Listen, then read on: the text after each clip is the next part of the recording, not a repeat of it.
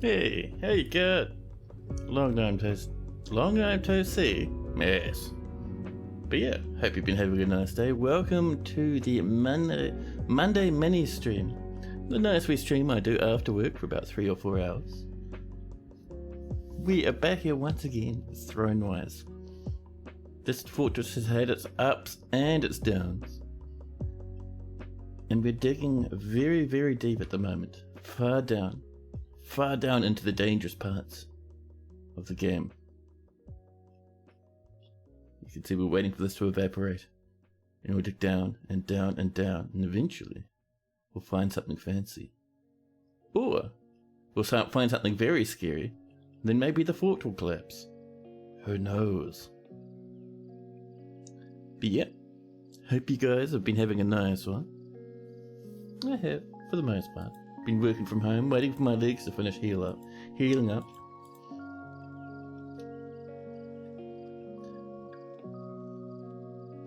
So this, if we look, this is all 1 by 1s, which means this will start evaporating soon. Like, I think these rough blue diamonds would never stop being extremely toasty. But while we're waiting for that to evaporate, we can have a look up here. So we'd like to let this water out around here, maybe, for lucky, put out some of these fires. Could be nice.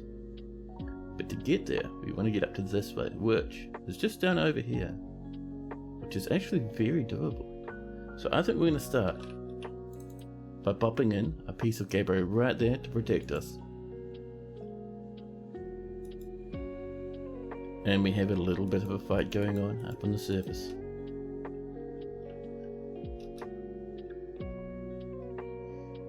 But yeah, I'm getting the feeling this might be one of the last streams we have of good old Thrownwires. Simply because we've done pretty much everything I want to do in this fortress. We're not really at war with anyone, so we haven't been able to have a huge fancy entrance, but, you know, we've been going pretty well. Why are you lads having a fight, huh? The dwarf pump operator necromancer punches the weaver in the right upper arm with the right hand, bruising the muscle. Stop scrapping. Right, is it time? Oh, someone's killed a poet? Buddy, was that poet coming to visit you? Tholtig the Stonecutter, creator of Ultha Sushat. Bet an elf to death. Listen, you.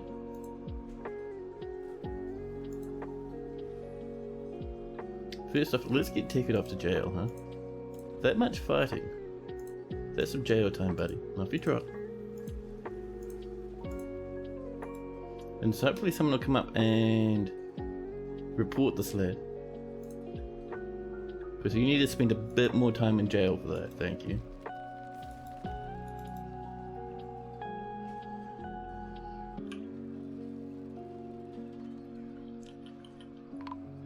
Ooh, what's that? A planter has died. Toulon. That's Ignis fighting. So who's killed Toulon? Toulon, where'd you die? In the staircase? So it's peasants, necromancers. Necromancer pump operators, Tekid fighting again. And Ingus, a different planter, is also fighting.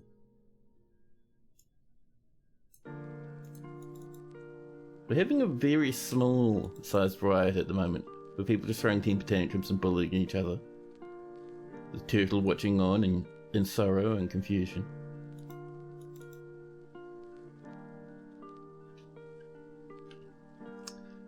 This poor old fortress of ours has had a rough life. What are you up to over here, huh, an elven poet? You're haggard, and you have no job.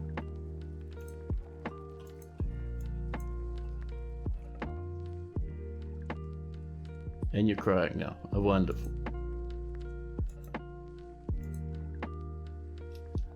So I wonder where this object is, huh? Has it been placed there yet? Because that was almost stolen a wee while back, and we actually ended up killing people over it. This is it here? No, it's still lying over here. Still not emplaced. Who is stealing it?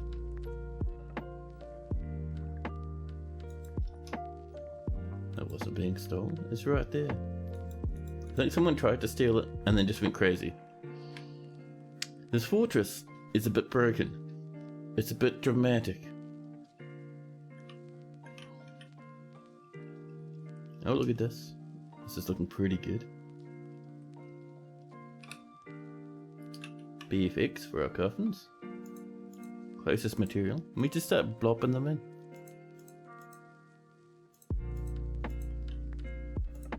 There we are. That's another good handful.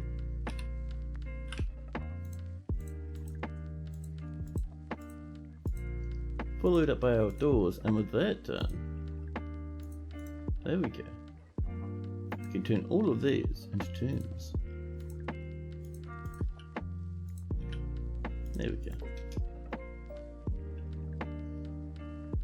The Crandalls are caught.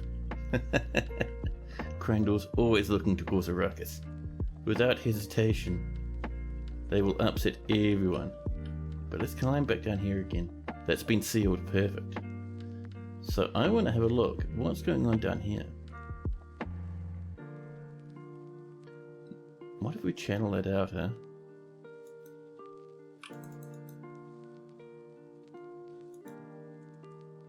A stray bug bat has given birth to a bug bat pup. We now have a breeding population of tamed bug bats. We are extremely fortunate in this fortress. Down here, this is starting to evaporate. The rough green diamonds are still on fire, but hopefully, once we dig that out, we'll be looking pretty good.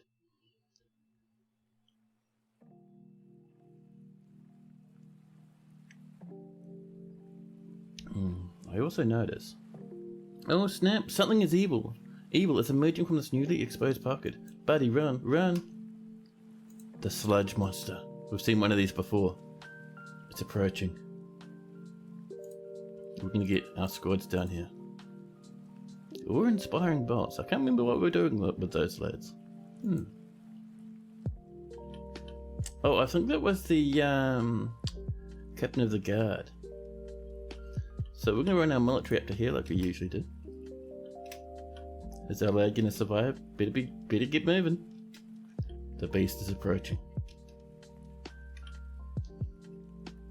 We could just like trap it in here and then just like ruin it with thingies. Oh, it's already made it through? No. It's there.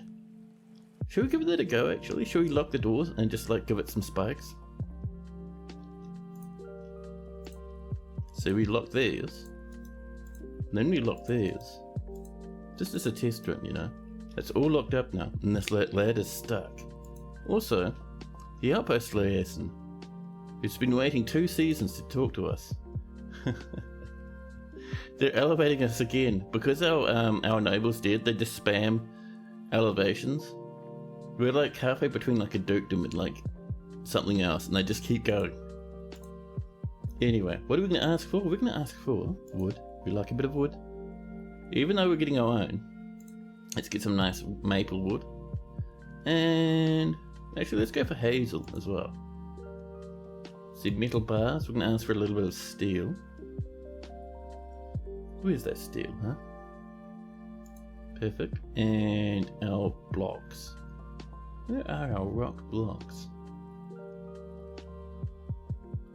There they are. Stone blocks this time, that's fine. Now, where's our fantastic and wonderful various blocks? Let's see, not native platinum, although that is tempting. We want malachite, microcline. They look amazing. So with that little beastie just hanging out now, we are going to pull this on repeat. Someone should be running down any second. There we go. We can actually cancel this order, by the way. We can let our military go back to the job. Oh, a ghosty. And, no, what are you up to? You're getting a rock? You're not? Oh, these are the dwarfs coming up to station. Where's they coming for this one, I wonder? Maybe it's something they're coming all the way down from a tavern or something. Oh, this music. Isn't it good? Here we go. And You did it once. That's not how we behave. Mr. Scholar, you got hungry and left, did you? Well, he's retracted all the spikes. I see we've missed one there, but it's not too bad. Every time I see that ghost, I think it's someone coming down to pull that lever. Come on, who's doing it? We're waiting.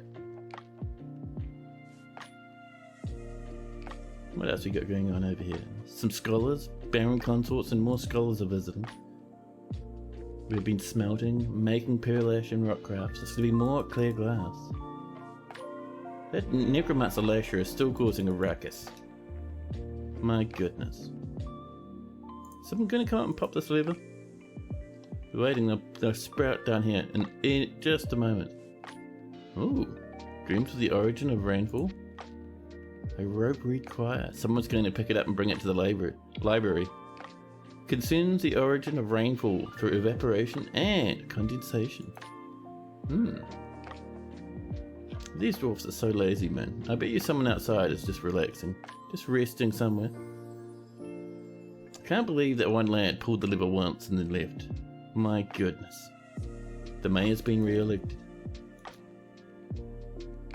There we go, they pulled it again once, and if we look, where's that demon go?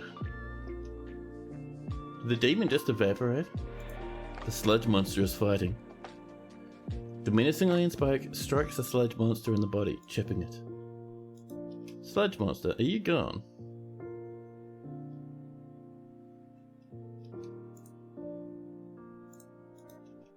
It's so annoying that they've done it once. Come on now.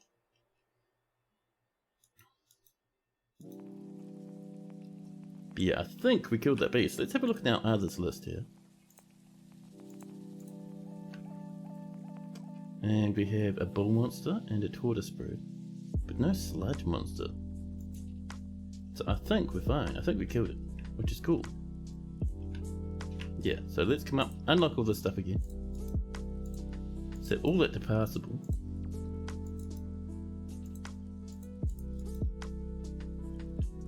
And someone's gonna come up and pull that once, which will pull all these down, which will be good.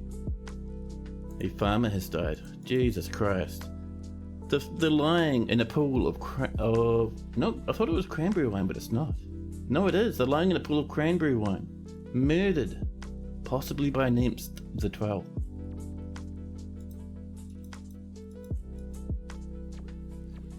Beersma. Who's causing all this ruckus?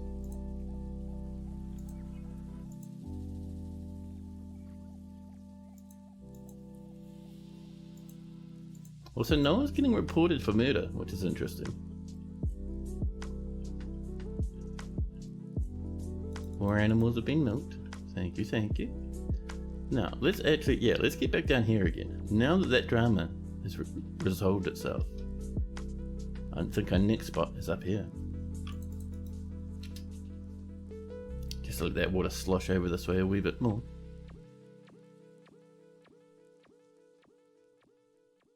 And we're hoping to be able to put that fire out. We might be lucky and we might be able to put it out, but I'm not certain.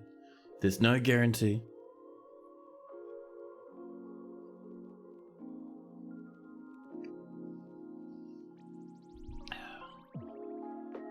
Gotta say, it's weird looking across and seeing my face so much closer to the camera now. I might zoom in out a wee bit. I'm not certain, I haven't made up my mind yet.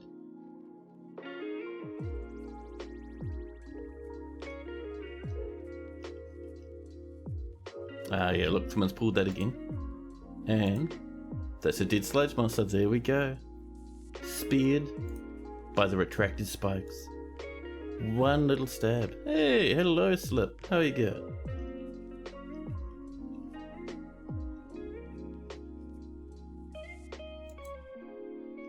Poor old Loken Benstaff, a proficient miner, haunting the site of the death. Oh, bit of a game save.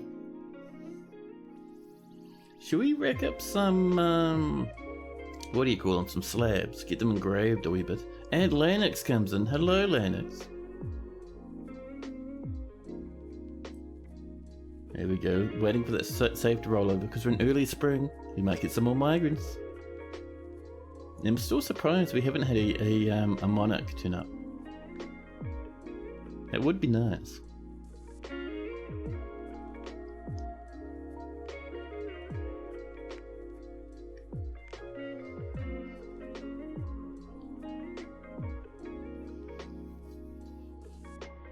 Just waiting for that save to land. Our fortress is doing so well, even though we're very upset and sad here. Overall, we're doing pretty good. Oh, I see a farmer's having a fight. Oh, you're getting arrested? I think you are. Nope, the farmer's missing a scholar, attacking a scholar, grabbing a nanny goat by the leg. And they just start standing up. Oh, Captain the Guide runs over, has enough, and punches the farmer in the tummy. And the farmer just starts throwing up forever. Do you have any advice for how to deal with some seriously large numbers of cavern dwellers quickly, and or how to best handle some experiments that seem too big for cage traps, normal weapon traps? So cavern dwellers are a bit bugged. Don't feel bad about using DF hack to delete them. I disable them in the first place. But if you want to get rid of them nicely, you can weapon trap, you can drop them down a big hole and let them have severe injuries on the floor. You can do this, which is a big, long tunnel filled with spikes. We got retracted spikes that are filled with menacing iron spikes, and we have them linked up to a lever. So if anything comes in here, we used it to kill a demon before. But anything comes in here we want to get rid of, we get someone to pull this on repeat, and the spikes go up and down and just rinse everything. Oh, I don't use pressure plates. I trap people in there by locking doors, and then I just use a lever on repeat, and that's it. Kills everything in there. So you can just have batches of monsters caught up in a little corridor at a time if you'd like, or drop them down a big hole like I was saying. That's always fun. You could even have a bit of magma at the bottom of your big hole and just drop them down the bridge every now and again. That's heaps of fun. Now, they can't avoid something that's constantly getting pulled. Yeah, I don't know how the mechanics work, but basically they... Pretty much what you're saying, right? They don't avoid it, they just get stabbed by it each time. More clear glass box. Someone's killed a cat. And a new bunny has occurred. So if we dig there, get the water coming along a wee bit more. We want it to get down this way. You might actually do a bit of smoothing along here. Oh, and this needs to be fortified. We wanted to see what was in this little area.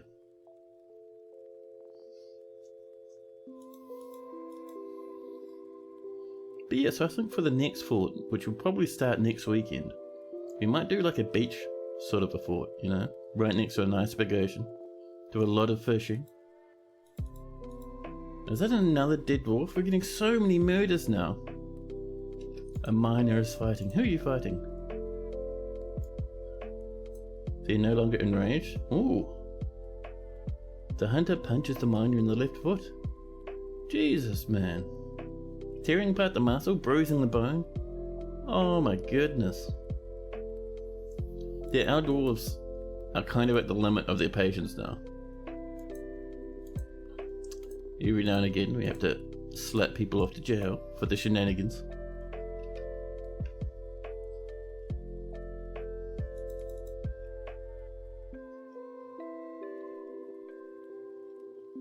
Now, yeah, for getting rid of baddies, you can also, if you want to get really fancy,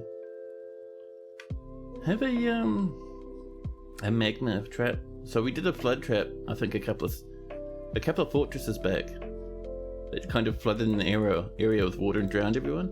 That by itself won't work because a lot of cavern dwellers can breathe underwater. But if you replace that water with a bit of magma, then suddenly everything dies all the time. And we dug through there and oh, it's a big patch of magma. That sucks. Alright. Maybe we won't be able to get through this. That's a pity though.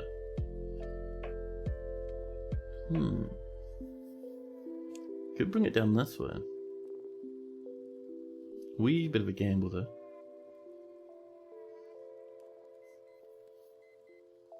Oh, what are we going to see in here? Oh, magma. Glad that guy got out in time. Yeah, that smoke is going to be an issue though. I wouldn't mind channeling down just there, actually. And having our fortress continue to explore down this way. So I think we're due to see a bit of the old adamantium at some point. Oh my goodness, we're still fighting. Dwarves, calm down, man.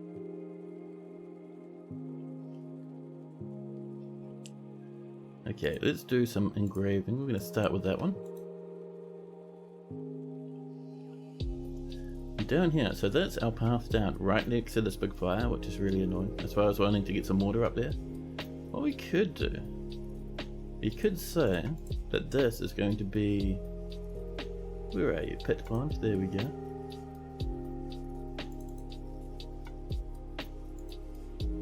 And we're going to say... we want to fill it up with water. And we should have a good amount of buckets around, so dwarves will start plopping little bucketfuls of water in there. And hopefully they'll splash into that and put that fire out, if we're lucky. Oh, what are we going to get in here? Be careful now. Don't get caught in magma.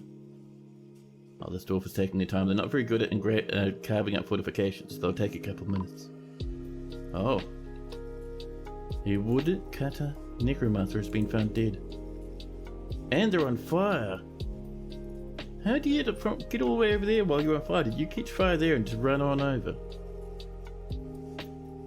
The dwarven child slipped into depression. That's impressive. I mean, I don't think the dwarves would like inhaling all that smoke. And there's a ghostly ranger nearby for some reason. Oh my goodness, what a fortress.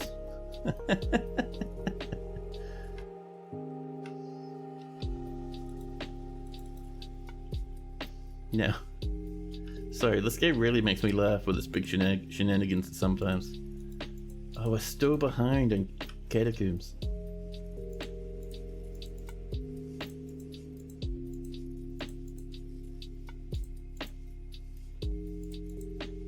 There we go. See some more of this coming on.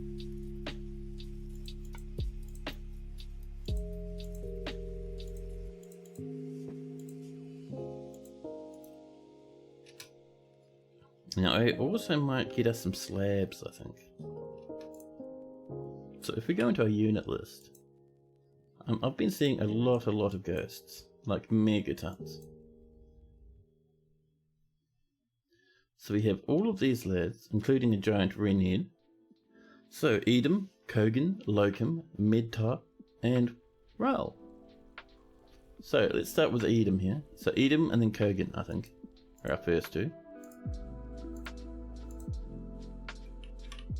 Edom and Kogan. Oh, there you go. And next up we will have, way on down here, Locum and Medtop, and Raoul, if we remember. Locum. Nope, that was the wrong one. Damn it.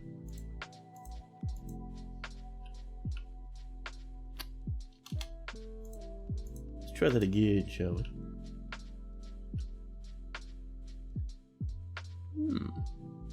So we're not seeing Logum in there. Alright, how about Medtop?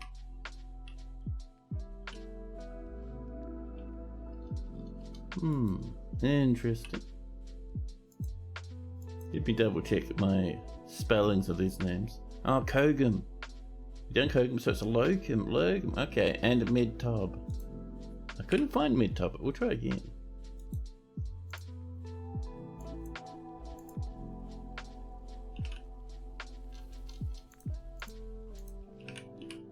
Locum.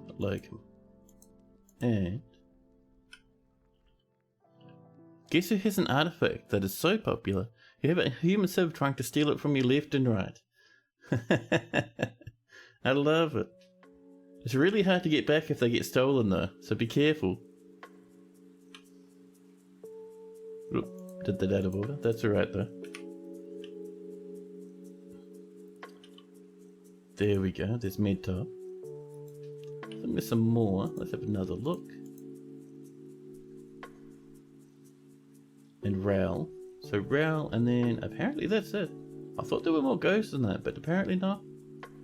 Alright, fine. Any animals, by the way? Crandalls. I mean, we can train them just to get them out of our traps, I suppose. Oh, missed one. There we go. And let's not forget about Darla Grell. Raoul, where are you? Why is it so difficult for me to not find various ghosts? Alright, that'll do. They even have the daughter of the Baron of the Sieve, basically using a mercenary human as their thief. You just happen to find out about it from looking at profiles and checking items. Oh, nice. That is cool, man. I love that little bit of story that kind of flares up now and again. It's nice.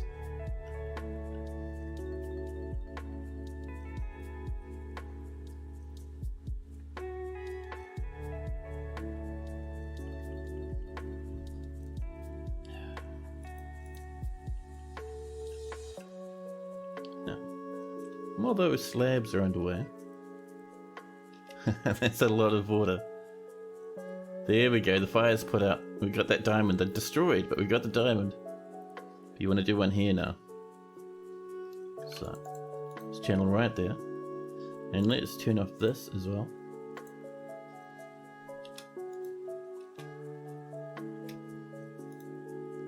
Oh, we got heaps of water from here. We opened this up and it just kind of sloshed out down to here.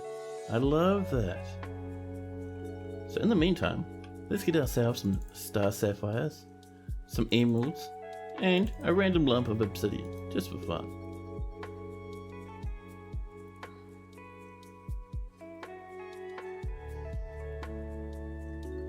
Now, let's see. An elven poet's throwing a tantrum. Another poet's coming in anyway.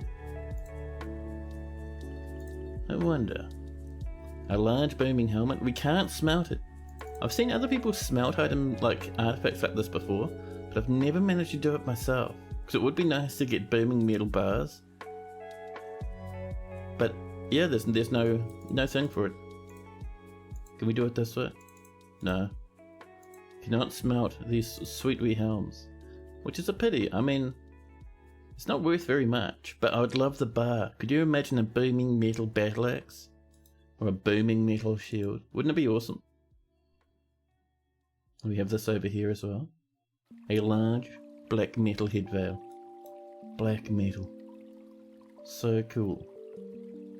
So it looks like these fires are starting to come down, little bit by little bit.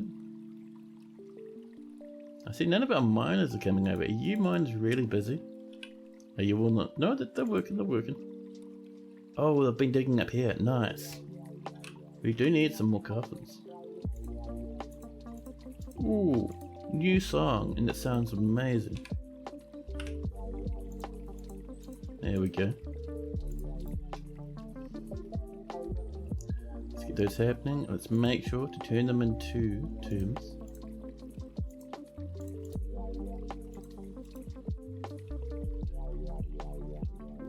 Gotta say, I do like this little pattern of like winding catacombs over there.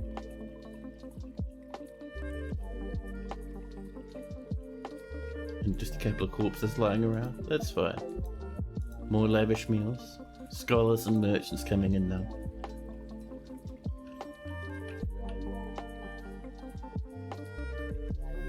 So yeah, once these are done, I'm gonna be so happy. So we have this as well. So we'll do another channel there. Oh, that's from downwards there. An enormous humanoid has come. The beast, Rohir Hexunikar, has come. An enormous humanoid composed of green glass. It has a pair of squat antennae and a bloated body. Beware its deadly dust. Do we need to worry about this one? Oh, it's up here. It's locked away. It'll stumble through the webs. Oh, it's gonna come up and fight this other forgotten beast. There you go. Oh, it killed it. Nicely done, buddy. And Rohir is completely untouched because it's made of solid glass.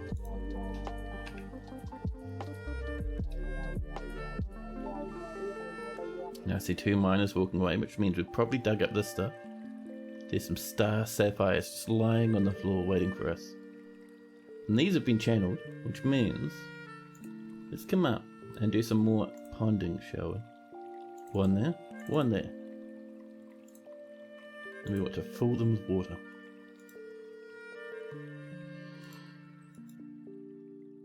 Neemst is throwing a tantrum.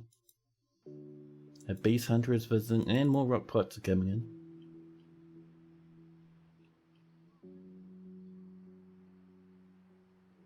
Yeah, so I think the next one probably won't be in a savage biome. It might be in a new world though. New world, non-savage biome. Possibly near the ocean, I'm thinking about that. The only problem with us being near the ocean is we have aquifers to mess around with again, which can become annoying sometimes. But the possibility is there.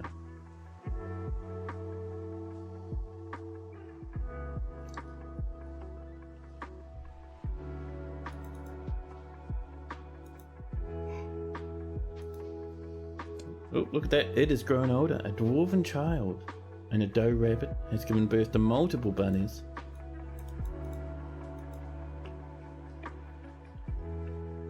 Oh, we just climbed up to 38 again.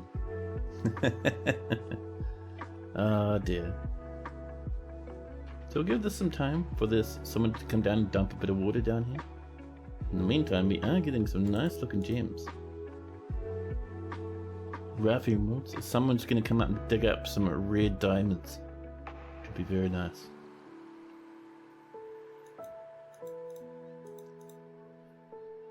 Man, who's that yawning all the time? I've had so much coffees today, and I had a good sleep last night as well. It was good, man. It was very nice. So me yawning, wee bit ridiculous.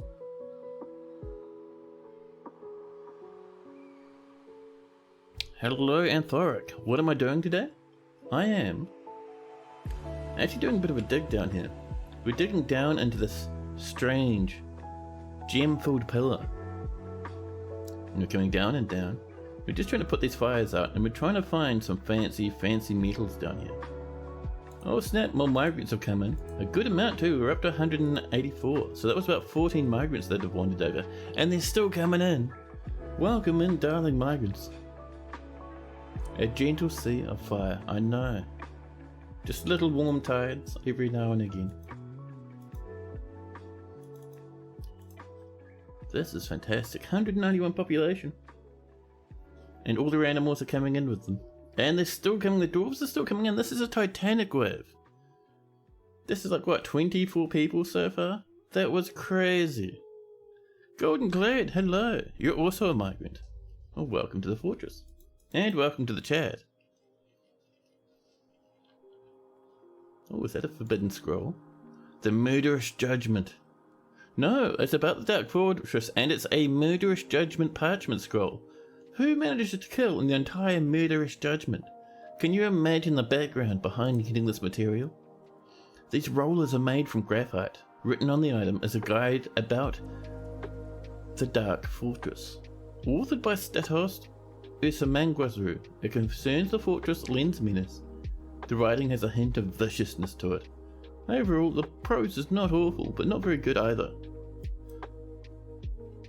You've been trying to play this game, and the more buttons you click, the more confused you get. Tutorial 0 help.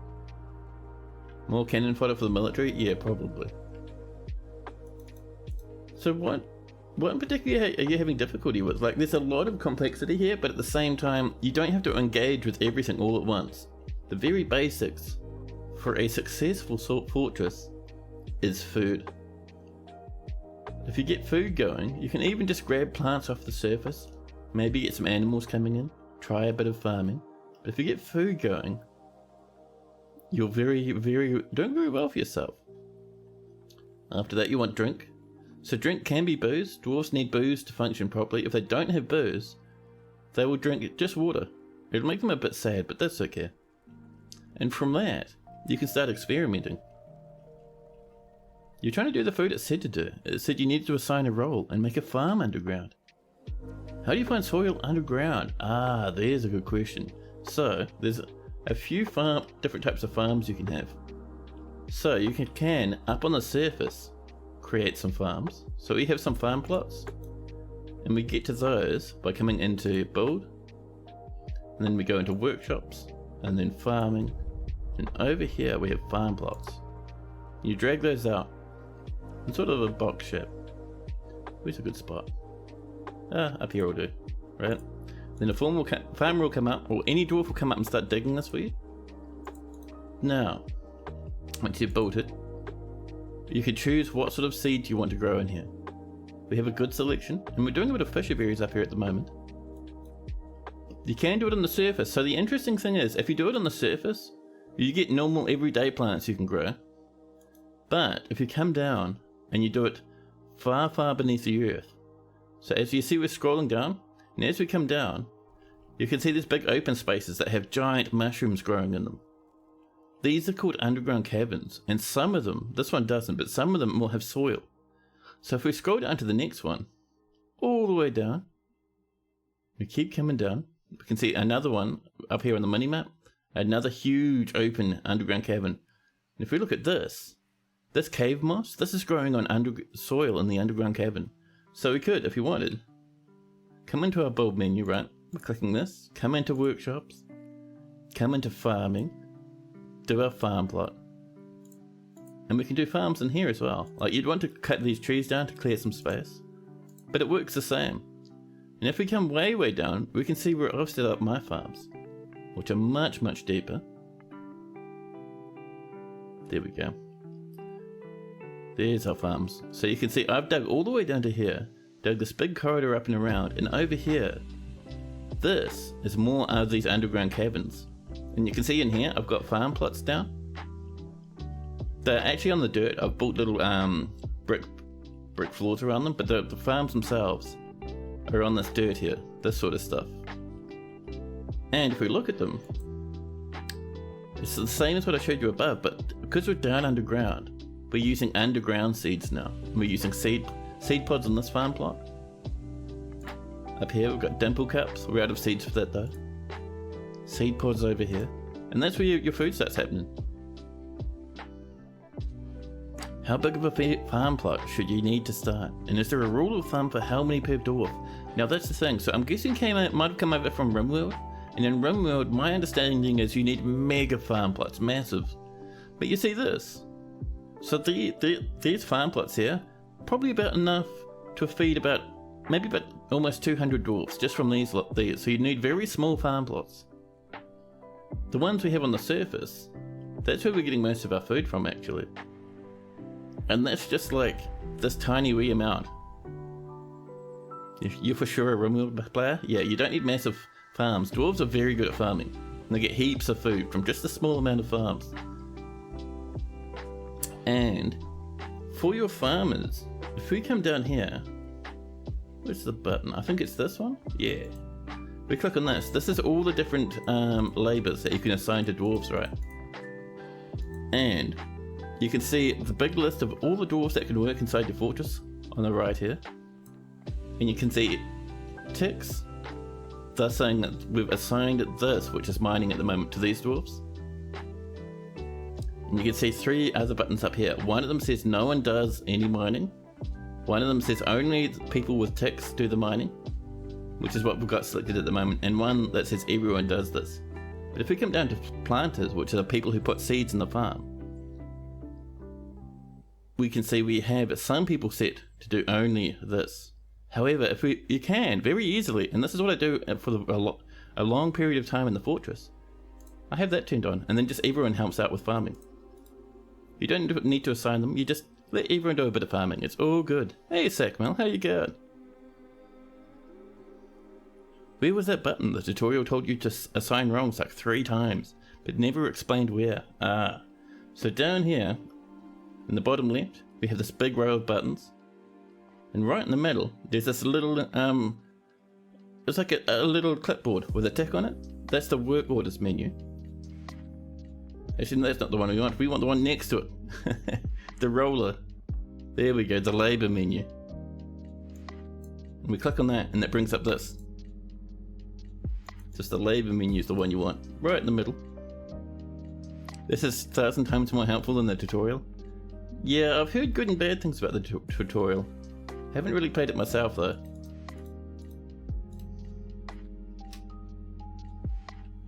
Now, where were we with our digging? But yeah, 100%, if you get, like, have any questions about how things work in Dwarf Fortress, 100% just ask them in chat. Either I'll have a good idea, or it's possible that someone else in chat might have a good idea. There's some very good Dwarf Fortress players who watch this stream. Now, we have, oh look at that, that there was on fire for a while, but we splashed water on it and now it's out. So, let's come up to this dump zone, and rather than delete the whole thing, we'll just erase that one tile. There we go. Now they'll only put water in here, using their buckets, and they'll put that fire out, and then we can finally say that this is safe for us to use. Oh, and I see someone's coming down and snagged that veil as well, that's perfect. Oh, we're having more fights and riots as people are getting upset with each other, bullying each other and beating each other up. Corpses and vomit in all directions.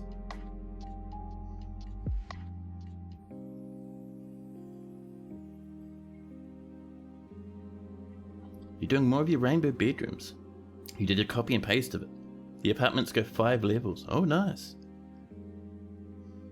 Well, you know if you dig a staircase down into lava before you dig down, you will, because... So, as we get close to magma, either on the sides or even above, we start seeing this warm, rough rock. Right, so if your dwarves come out of nowhere, and they stumble across a new piece of warm rock that no one's seen before, they'll stop mining. Just like they do when they discover wet rock. So if you're coming down and you're mining down with steps or whatever, and if this, so they mine out the top one, and then they have a look here and they see that this square is warm, and they've never seen this square before, then they won't mine there. They'll actually give you a little alert.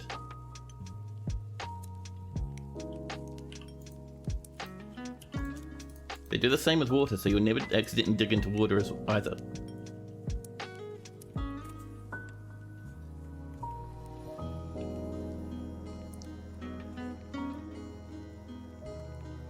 Now, this is still on fire, we're still waiting for that water.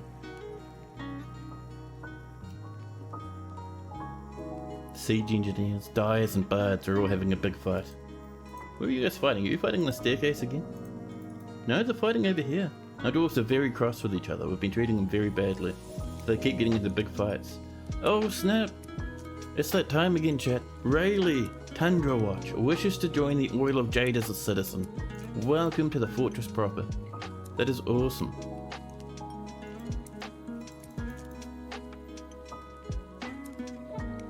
Now, the ram is fighting. Oil of Jade is my fortress then. Hey Blind, hello. How you going, man? So Oil of Jade. So our fortress name is called Thrownwires. Oil of Jade might be our government name. Let's have a double check by going to the map, centering on our fort. So the Dwarven Fortress of Thrownwires, the site government is the Oil of Jade, and our civilization is the Gear of Granite. How's the cast? It's going pretty good actually. We're slowly but surely coming to the end of this fortress's life. It's been awesome fun, but we've done pretty much everything I've wanted to down here. And we've been having heaps of fun doing it. So what we're doing is just slowly but surely digging down into this old thing. Taking our time with it, but you know, we're getting down here.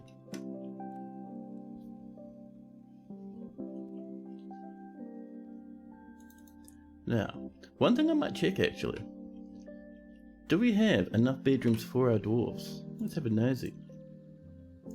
Deduk, what can you tell us about our dwarven population? So we have visitors that don't have bedrooms. But we're looking mostly at dwarves, and we can see, okay, Ghostbat is a vampire and they never leave their prison. So that doesn't really count. But we're seeing people here. These necromancers don't have rooms. And as we scroll down, yeah, we're seeing a lot of people, mountains, who would like a bedroom. Megatons even. Look at all these sad lads. We could do some new rooms. Oh, in saying that, the dwarves are doing their very best to make sure we don't have any dwarves without a home by killing anyone they come across. Another death in the temple. You guys need to stop smashing that place up. You'll give yourself a curse. More pearl ash. That'll get us some more glass soon. No.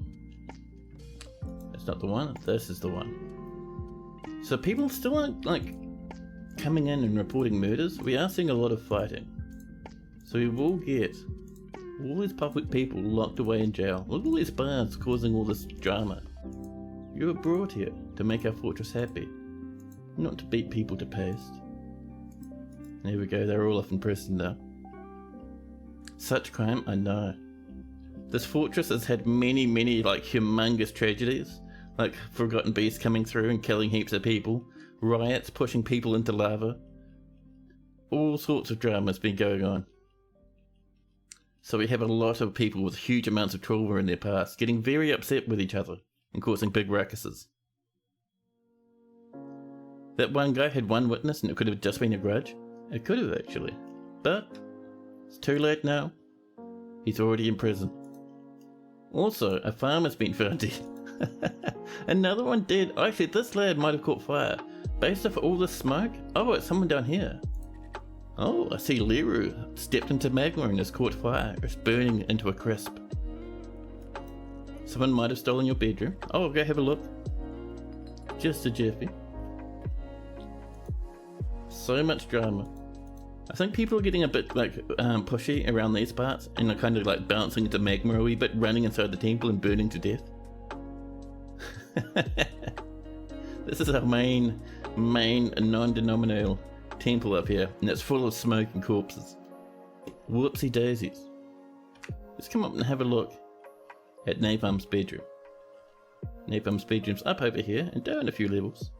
Who's living in here right now? Let's have a look. Demat the peasant. Jesus Christ, Demat. Let's go find a Napalm firestorm.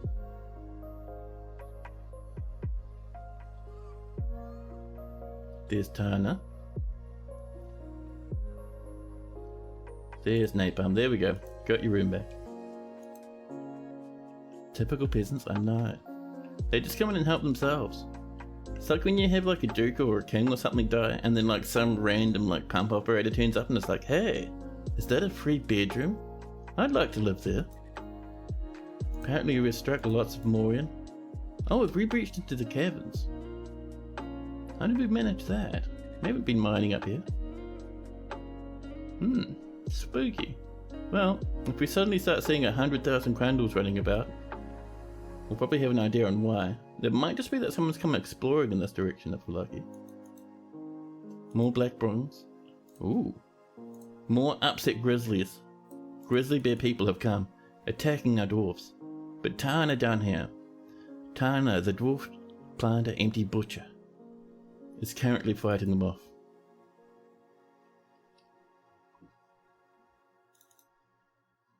Oh, you got the game based off of blind streams. That's awesome. Oh snap! Vabok, the pump operator, has been found dead in their bedroom, completely drained of blood. Vabok. That tells me, at a guess, we might have a certain ghost bat. Yep, ghost bat. Did you get a bit hungry? Did you get out of prison and decide to eat someone? Well, let's go down to this murder here. The murder of Vabok, the pump operator. And should we interrogate Ghostbat rather than just immediately throwing her back in jail? We know it's her, but let's just do our due diligence, huh?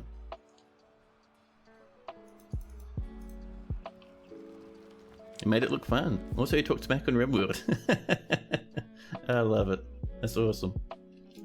Oh, someone's exploring down in the caverns. Oh, gold. How are people seeing this far down? Oh, you know what I reckon it is? I know what's going on. So just a wee while ago, we had a bug bat give birth to a whole lot of children. And I think those children are just flapping about all over the place. Can we see any in this list here? And so they're flapping about and they're noticing all the gems stuck in the walls. There's our captured bug bats. But if we come down a wee bit further, past all the rabbits and every single lamb imaginable, can we see any bug bats? Yeah, there's our bug bat pups. Some are up here, but I'm getting the feeling a few might be down further in the caverns.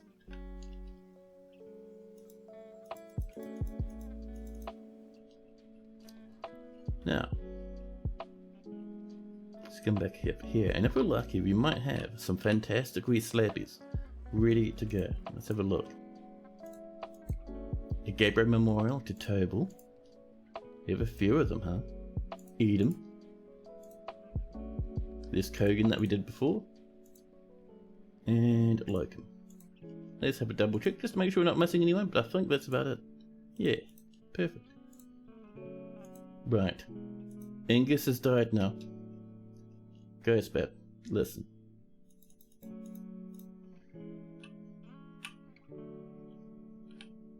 Actually, let's just go through the justice screen.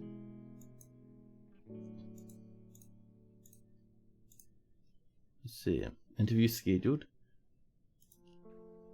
Seeing as we just lost 2 to Ghost Bat, I think rather than just wait for it to happen, we're just gonna straight up be a bit cheeky and just flat out convict Ghost Bat. I don't think I'd also be too upset.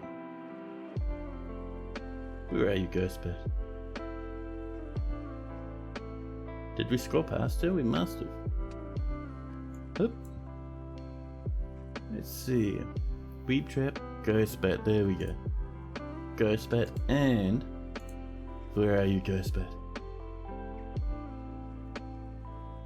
She's up near the top. Ah, there she is. There we go. Every time Ghost Bat gets out of her prison, she goes absolutely ham and just starts eating dwarfs all over the place.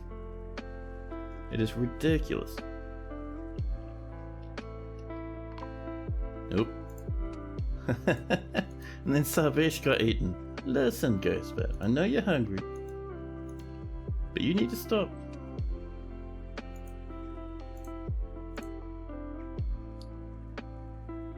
Convict you of that one as well. And that hunter.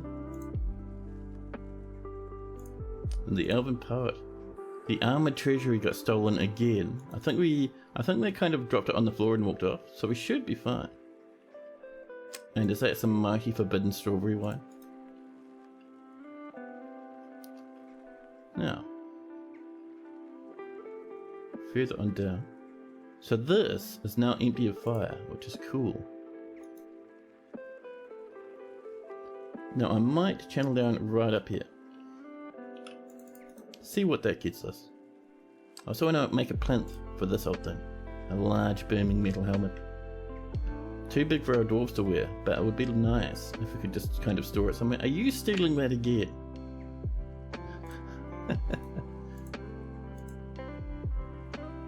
Yep, they certainly are.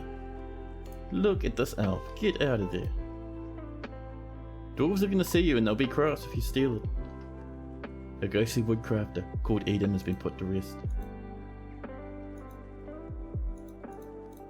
Go on, out you get. And you do it now.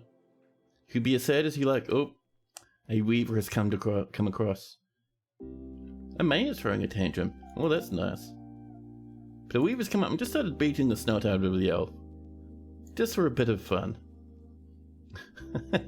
Shaking after receiving a major injury. Oh, you can't even walk anymore? Ooh. Bruised spine, bruised stomach, bruised head. I mean, you're the one who wanted to cause such a ruckus. Let them get out of the way and then we'll wall that up, I think. Our crandall's reverted to a wild state. We'll have to butcher those shortly. So down here, let's come and see if we can't find that helmet. Headwear. Not the iron helmets. But if we come further down, past the copper and bronze helmets, and the steel ones, we got that head veil, but we also have a booming metal helm. And we'll get that on there. And around it, we'll pop in some more bars of safety. We might go for black bronze, I think. There we are. All the way around the edge. Once it's placed in, we'll seal it up with one more set of black bronze bars. This Stonecut is throwing a tantrum. Talking about those bars actually, let's come up here and do one side of these with black bronze. There we go. Once that's done, we'll do the other side. Another Crundle's forgotten the training. That everyone everywhere is throwing tantrums all the time. Is digging a fortress into black sand a bad idea? I get where you're coming from, right? Like, in real life, if you dig into sand, the sand will just collapse down. But you can see we've actually dug along the edge of that. And that sand is not collapsing, it's not falling over. You'll be just fine. You can dig right through it.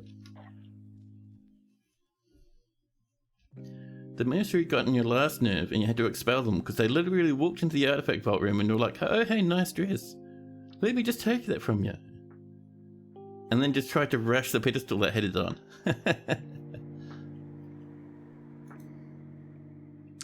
More and more fighting as dwarves vent their frustrations. So while that's going on, let's dig some more bedrooms up, huh? Maybe over here. There's a good wee spot. Up near the glassworks. We'll do a nice wee little. Actually, you know we haven't done a winding alley one in a wee while. So let's do a bit of that, huh?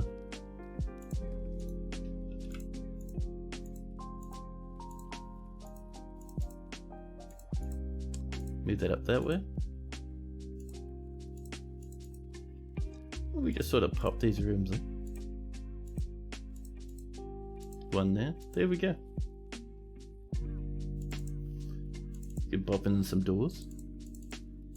Nice and happy. And there'll be some more rooms for our happy in massive air quotes, but our nice wee dwarves.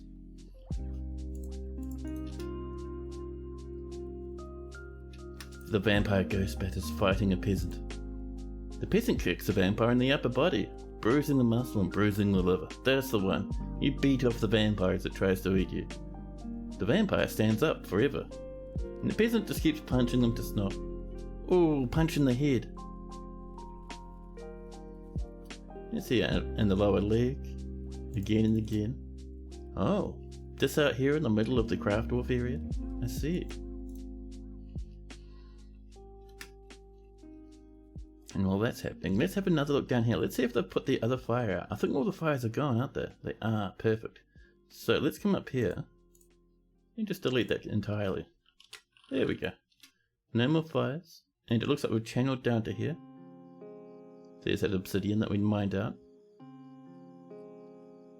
We'll do the same here. More and more fighting. This time between the mayor and a poet. We have struck some more gems as various bats and cats and whatnot flutter throughout the giant, open, yawning caverns. We got some more water buffalo. Someone's grown up to become a peahen. More crundles are causing a ruckus. And we've made some more clear glass blocks. We have so much of that, man. Oh, this is installed. Look at that. Let's resume that construction and get some more bars up to the north. There we go. And up and over here, how's this one doing? Are you still sitting on that? Sunk into depression, even though we're trying to steal something. Oh, a ghostly shearer has been missing for a week.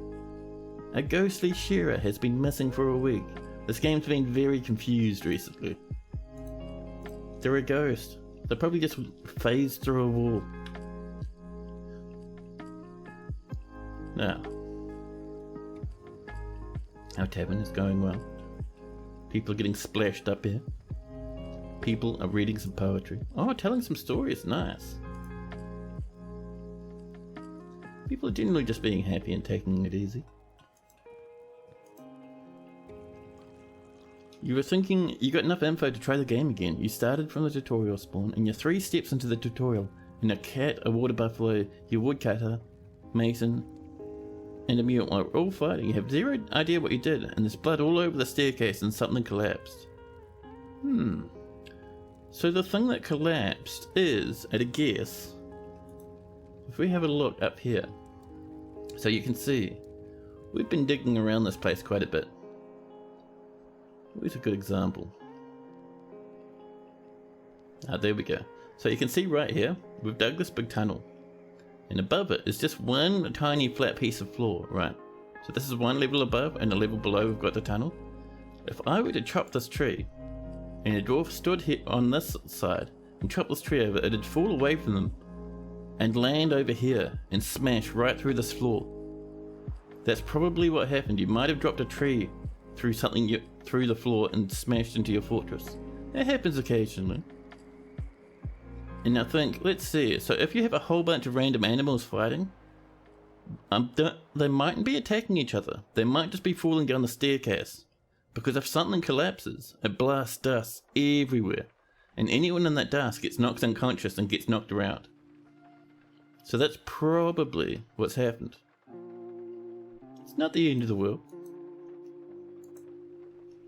Just a bit of a dwarf fortress moment. English banner locked. Would like to be an entertainer. Listen, we have so many entertainers. Oh, I think this room's... Oh no, they're not quite dug out. Our dwarves are doing the work there. And that ghostly ranger has been put to rest. There we go. Less and less ghosts. More and more happy dwarfs. Now, how are we doing down this way? It's still on the way. So that's our downward slope. It looks like it's down from that side, so we should be able to pass down here pretty easily.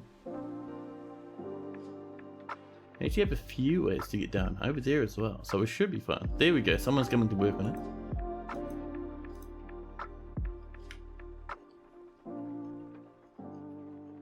Our steps are coming together.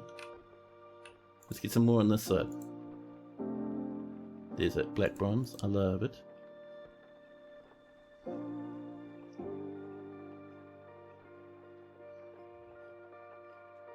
Some dwarfs are just wandering around. Let's get another more mining up here actually. And just get a little bit more in the way of coffins coming along.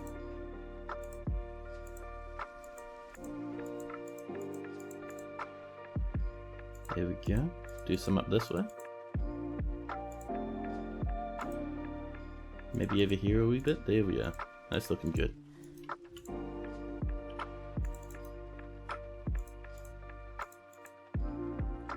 And let's mine out the space around them.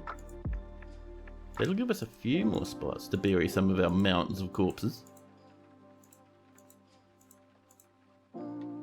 There we go. You think that's what's happened? Will you mine out some roots? I don't think roots would cause that to happen. Chopping down a tree definitely would. Yeah, mining out roots is fine. Chopping the trees down above where you're mining, if there's only just that one piece of floor, that's a bit of a gamble. When you run Exterminate for FPS purposes and you get 192 for the number of Ant-Men, you have a cabin driverless problem. Yes, that's why I turned them off. You get a bit of lag otherwise. 6 of your 7 starting dwarves are unconscious. Give them a little bit of time. They should come back from being unconscious. You might be lucky. Oh, there's our helmet nicely locked away. Safe and happy. Now up here. Where is it? I think it is. There we go. Is this on display? It is. Perfect. Let's quickly pop in some vertical gold bars. And that'll lock that away. And that elf will no longer try and steal it. Also, a forbidden golden goblet. Come on now. A human poet has come to visit. A giant Kia is fighting a bug bat. Yeah, so that's happening because we have a little bit of a mosh pit. That's where our animals live. There's not a lot of space and there's a lot of animals.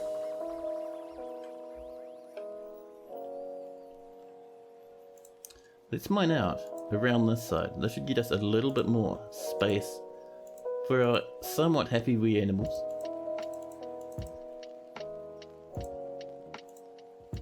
Let's bring that on over. So many animals, I know. You end up with lots and lots and lots. If you get too many and you keep them in a very small space, they start getting really upset and they'll start fighting each other. So you have these huge, just absolutely cataclysmic mosh pits all over the place in your paddocks. So we're expanding us a wee bit, and in a wee while we might do a bit of butchering too. Kill the herd.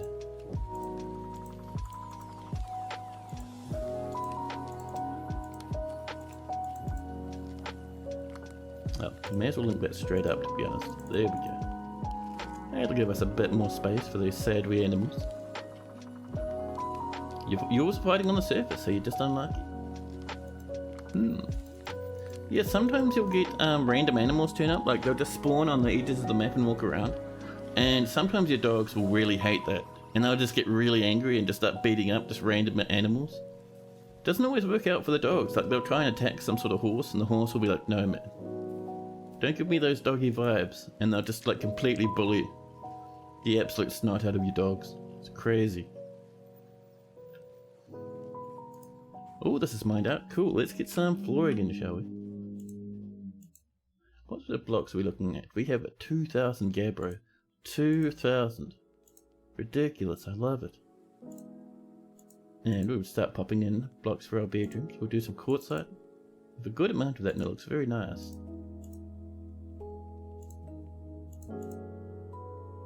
Where'd that quartzite go? Q. There we go. Let's get this all filled in, and then we'll put bedrooms down and whatnot on top of it. No thank you, no gabbro. We've run out of quartzite blocks. Well, that's fine. What are we feeling? A bit of cobaltite. That's very dark though. We have lots of granite. Granite looks nice actually. I'm a fan of granite. Bring that on over.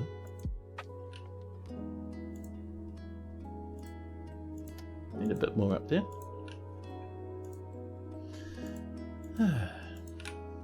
Oop. That's a wee bit backwards. There we go. We're running low on that granite now. We should have enough, I think, for maybe one more room if we're lucky. If we're lucky. Yeah, there we go. And for these last two rooms, let's see, what do we got? We've got some nice, kind of a yucky yellow colour. Got diorite, but not quite enough. Let's just make disgusting nice rooms.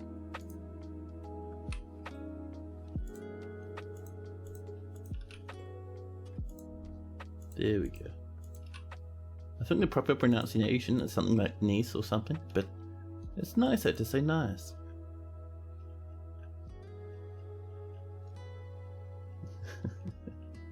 I love it how you just look across the fort and it's just something on fire forever. Oh, the gremlins arrived, coming to cause a ruckus. Oh. How did they make it inside the fort so far? That's impressive.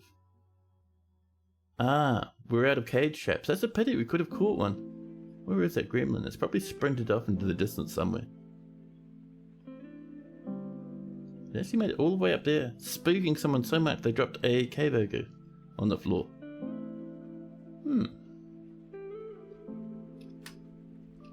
Out there it is, sprinting off into the distance. Go on, get out of here, you. Now let's deal with those full cages.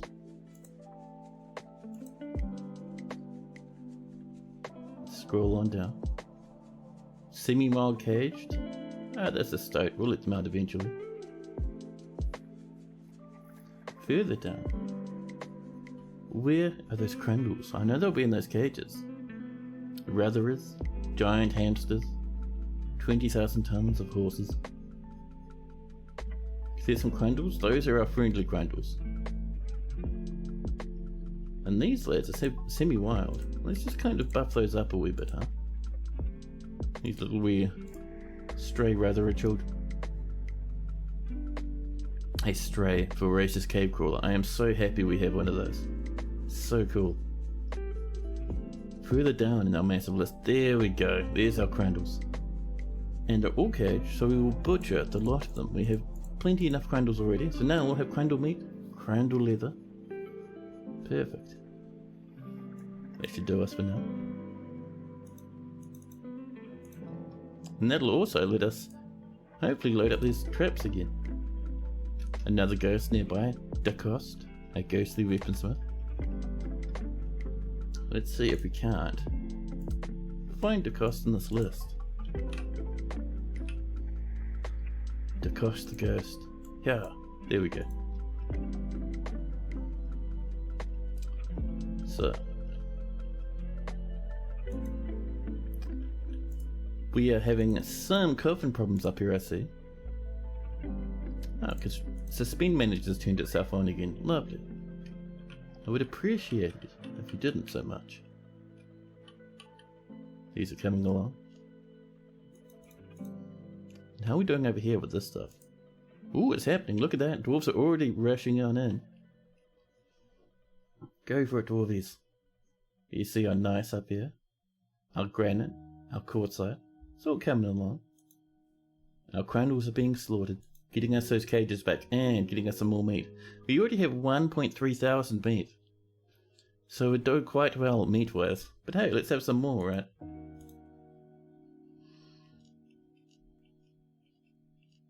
And while that's happening, we can come over here and mine around the edge of this, I think. And that will let us get some more bedrooms going once we've cleared this out. Ooh, my knees are absolutely telling me off right now. I cannot wait for my legs to heal up, man. Falling down some steps is not good for you when you're old. Crandles are animals? They are. Crandles. Let's see if we can find one. We might have one in the mosh pit upstairs. Let's have a look. Bunnies, moose. There's our crandles. Hup. There's one. So let's zoom on in. Crandles are weird little two-legged things with antennae. They're these weird little red guys, and you know how I was talking about those cabins? These little lads live down in the cabins, and when you dig into them, they'll want to come in and explore your fort, and they'll run all over the place, and they'll get humongous fights with all your cats and dogs. They're not very good at fighting, so all your cats and dogs will just absolutely destroy them. It's really crazy, but if you capture them, you can train them, which is what we've been doing. So we have a little 5-year-old Crandle here. She might even have children eventually if we're lucky. And if we click on the health, we can go to the description and we can see a Crandle is a tiny underground monster with large claws and horns. It walks on 2 legs and it's dangerous when encountered in large numbers. That's not true at all. When they are encountered in large numbers, all your dogs and your cats go absolutely just off the chain and bully them from one side of the fortress to the other. She is weak, her scales are crimson, and her eyes are black. Why are there so many bones? So, we've had this is quite an old fort. It's been running for 10 in-game years. And the reasons there's so many bones is because heaps of stuff has died, and we haven't had any places to tuck the bones away. You generally don't want that to happen, because when dwarves see corpses, they get really sad. Just like in real life, when you see someone saw like a body or something, they'd be pretty upset. However, our dwarves are too busy to finish tidying up all the corpses everywhere. Which is why we have so many angry dwarves. But that's alright. It's not the end of the world. Now how are we doing down here is the question. We're digging. We have dug just down there a wee while ago and caught some clear and blue diamonds on fire. Wonderful. We kind of missed that edge we were going for, but that's okay. We were supposed to do it right there actually. Hey Claiborne, hello. Bones in a dwarf fort are like sprinkles in a donut. Not necessary, but welcome. How you going, Claiborne? What is that horrifying worm monster in the animal pen?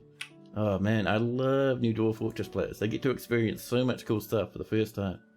So if we go into our units list and into pets and livestock, we'll go all the way down until we see it on the edge here, because I know what it is, we've tamed it. But I just want to have a look at it like we did with the Crandle. All the way down past the turtles, the buffalo, the llamas, past the peacocks, past the moose, past the bug bats. I think it's down towards the bottom somewhere. There's our Razorus. There it is. A stray, voracious cave crawler. Far down here. So this is another thing that's been living down in the caverns, and that we caught in the cage trap. And we've trained it. It's 11 years old. And as you can see, it's a big mouth on the end of a tube. 11 years old. Nice wee happy blue lad. A huge cave monster with hundreds of feet moving along the bottom of its long body. In place of a head, it has an enormous toothy maw. She is strong, but she is clumsy. Her skin is midnight blue. And she's happily hanging out with all the other weird animals we have all over the place. And a child is playing in the middle of them, getting jostled just continuously by sheep, bug bats, rabbits, weird monsters, all sorts. You want one for Christmas? Those things I think are actually pretty big. Their size I think is quite hefty. Oh, we've got another riot. A Quandle is fighting. Necromancers are fighting. The Quandle attacks the dwarf woodcutter necromancer, but he jumps away. In the midst of conflict, I laugh in the face of death. Then they suddenly change their mind and cry, I must withdraw. The Quandle scratches the dwarf in the left upper leg. The force bends the hip and bruises the muscle. Then the dwarven woodcutter necromancer decides they've had enough of being bullied by a tiny wee Quandle and punches it in the lower arm with the right hand, bruising the muscle. Then the Quandle loses its mind and charges at the necromancer, missing them completely. Actually no, I had it wrong. The dwarf necromancer charges at the Quandle, collides into them, and the Quandle is knocked over and slams backwards. Then the necromancer wants to run away again. So yeah, Quandle's really weak. This dwarf necromancer is just constantly just bullying them around. Suddenly, the dwarf necromancer throws the Quandle by the neck. The woodcutters grab the Quandle by the neck and throw them, and then punch them as they're flying away, bruising the muscle and bruising the heart. My goodness. You try and work it out with a homeowners association. That is a hefty fight. Oh no! So necromancy gets a bit freaky into a fortress. And what we're seeing someone's head feathers, a human necromancer, a dwarven necromancer woodcutter, and a whole bunch of Ratherite here and Quandle scales are fighting. So necromancers will resurrect anything around them that's dead when they're fighting, and when they're spooked and frightened. So you see all this here, and all these scales have fallen off dead creatures, and are now fighting all over the place. Down here. Look at that Quandle scale. And they're all the Ratherite here from where we've been butchering them. They're going to rampage everywhere now. We should actually send our military down. We'll send down the silvery confinement and tell them there's some mess down here. Look at this ruckus. Get him. Shouldn't be anything too bad. Like these Quandle scales are just Quandle scales. Weaker than Quandles.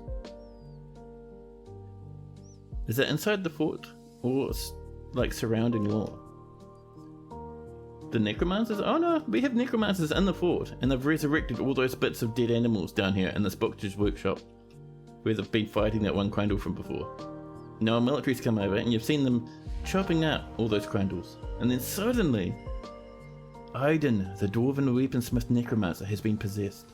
And if you're wondering why we have so many necromancers, because up in this library, we have a book with the secrets of life and death, and every time a dwarf reads that book, they learn about necromancy and they become a necromancer. We also have, I think, 2 books about different types of secrets of life and death in this library, but there's also a horrific beast called Claiborne that lives in here. So they own that library now and all the books, so we've locked them in, because that thing will kill the whole fortress if we let them out. Hey Sniper, hello! Well, this fighting is spiraling out of control down here. I think our dwarves are slowly but surely clearing that out though. I would love to have another legendary weaponsmith, to be honest. Ooh. The Baroness consort's fighting. Macemen. Necromancer swordsmasters. Human holy flowers. Oh hello! So this. So at some point, this big beast called Vispol has come to attack the fortress. Our dwarves have killed it. Then a necromancer has resurrected the feathers from the top of its head.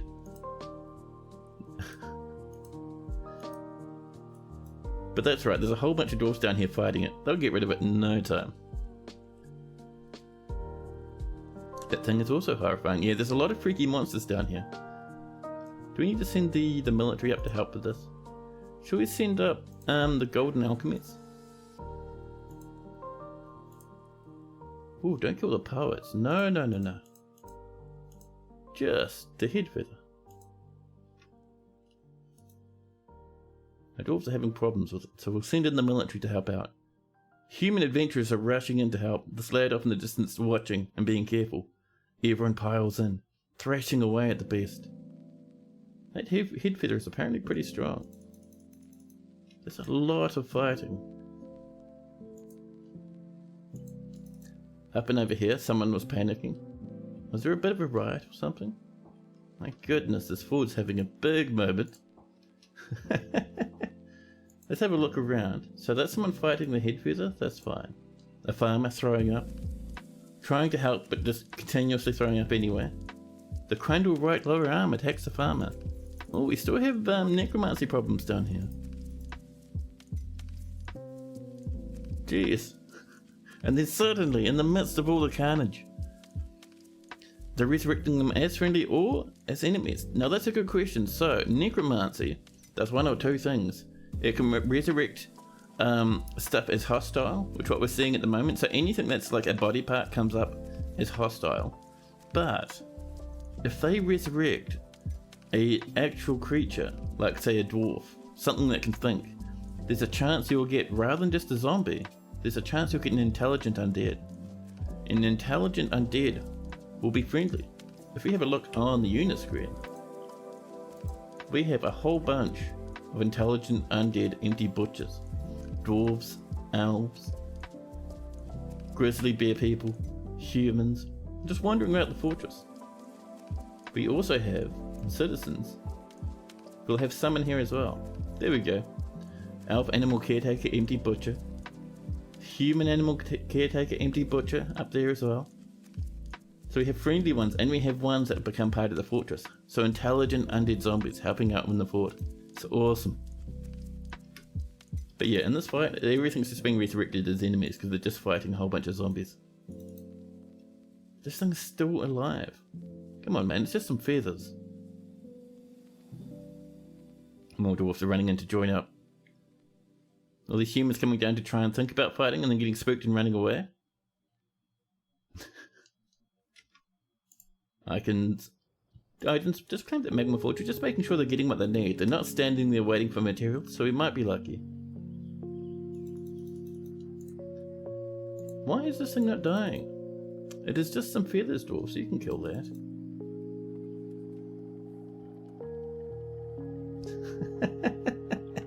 A huge ruckus outside the entrance to the tavern. Heaps of people are piling up. It might be the case that this thing is dying, but keeps getting resurrected. There might be a bit of a loop going on. Let's have a look. Now, let's have a look at your military and your kills. Nothing there. How about you? So you've killed a rooster and a night creature bride. Before even coming to the fortress, actually. That's pretty good, buddy.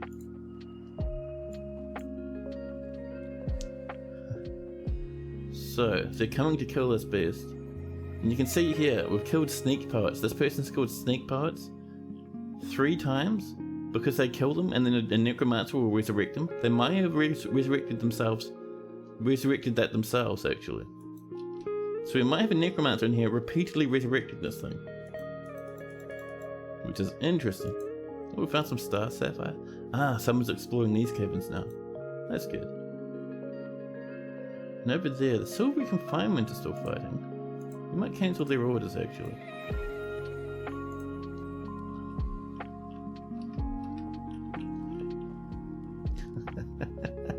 Everyone's just beating the snot out of those feathers. I love it. So let's come down here. Let's see how we're doing down this way. Okay, we're still waiting on that getting mined. That's right. All those gems are still on fire, still smoking. More petitions. Saigon the Woundwhip wants to be an entertainer. We're just denying that. Look at this ruckus. The human maceman punches the head feather in the head with the right hand, but the attack glances away. The force twists the neck. The human maceman bites the head feather, but the attack passes right through.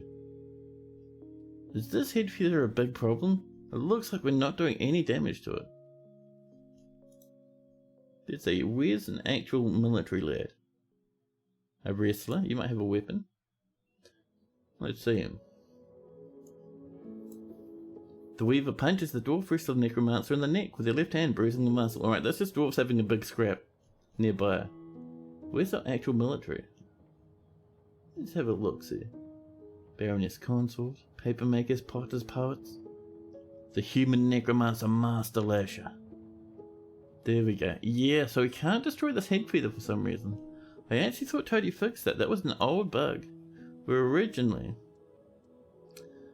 certain things like skin and stuff wouldn't be able to be killed and your dwarves would just fight it forever. Now that's a problem. So our dwarves will sit there fighting the feather for all eternity now. How old do all dwarves tend to live before they die of old age? I think they hit about 150 and they die every spring, I think.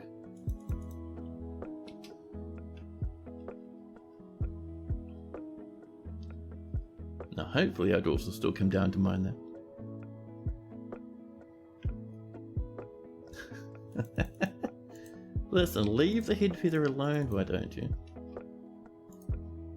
Listen, all military, come in and help out with this as well, please. Not the power, just the head feather. There we go. So I'll rush over to help now. Maybe someone will be able to damage this thing. It's very strange that we're not able to though. Very strange.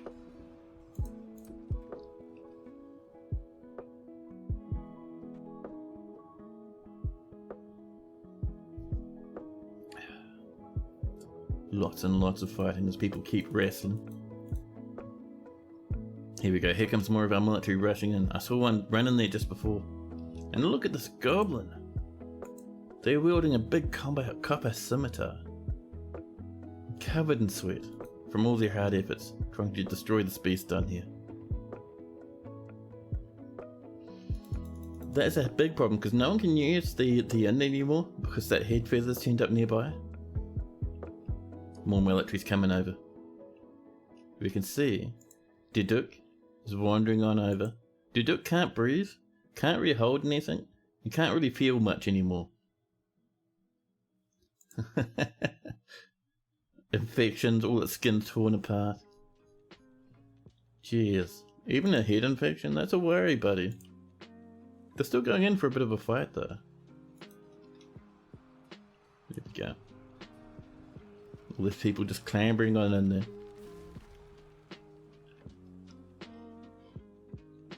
Pardon my yawning, jeez. More people finding gems down in the deep. All these dwarves still unable to destroy this beast. Severe blood loss, vision lost, ability to stand and fly lost. It's just some feathers, man. And Golden Glade, thanks for that follow. That's super appreciated, thank you very much.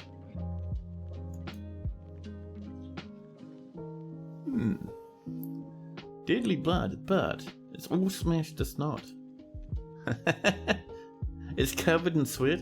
See how that's blinking constantly? It's because dwarves keep sweating all over it while they're fighting it. And all the sweat washes off all the other sweat. It's ridiculous. All our military's in there now fighting. Now this could actually end the fort if we're unlucky. Because we don't have a tavern, our military I don't think will ever stop fighting this thing now. I thought this bug only existed for very certain pangolins. I did not know. Oh, some dwarves are coming in to hang out. Look at this wee lad. The dwarven animal caretaker necromancer. Yeah. Oh, you're running in circles? Yeah, they're a bit spooked.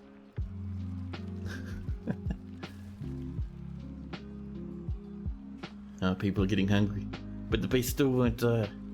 Yeah, they'll be fighting it forever. I think that's glitched now. And the fact that it's right there, that's going to eventually devour all our dwarves' attention. That is a pity.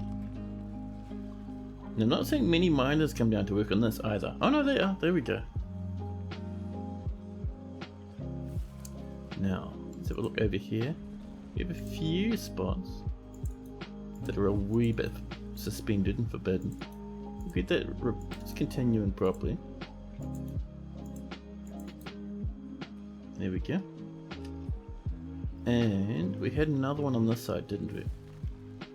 That's right, we were just mining around this one. But let's pop some rooms over here, huh? It's another wee nice little collection of 5 little apartments. There we go.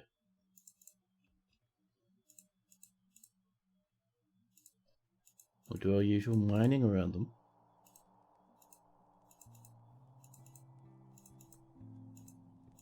There we go. Pop in some doors and we'll be good to go. There we go. Lots and lots more fighting. Everyone getting in on the action.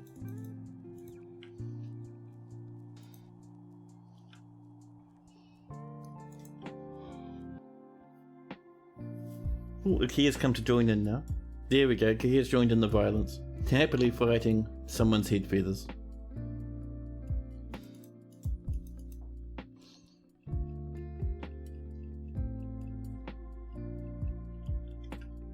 Now.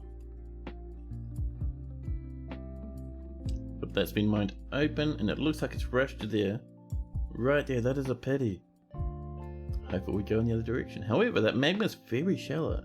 That could start evaporating if we're lucky. Let's channel right there actually. We're just trying to make this safe to walk into. So I'm still not seeing any of our fancy clear sky blue metal though. There should be some in here. You restarted, you learned your lesson about mining before cutting trees. You have a base dug into the side of a mountain. You unloaded your cart into a giant stockpile you mined out. What's a good way to clean the stockpile up? So, you can have stockpiles for certain items, and you'll find most people who play Dwarf Fortress organize all the gear into different stockpiles. So if we look around the fortress, we can see I have a little stone stockpile here to keep some stone near my workshops. I have, let's see, a finished goods stockpile down here. And this has all different crafts and cups and sometimes musical instruments and stuff will end up in here. Let's see what else we got. I think that's just a whole bunch of sand. Further over this way, it's a temple. Nothing in that one. Over here is a food stockpile, so all my food's on one little stockpile over here. Let's see, over here we have another stockpile for stuff we can smelt. So you can organize them all over the place, and people like to put them near workshops. People sometimes like to put food near their tavern. I haven't done that yet, I probably should do, but you know, no one's getting in the tavern now anyway with that monster outside, so that doesn't matter.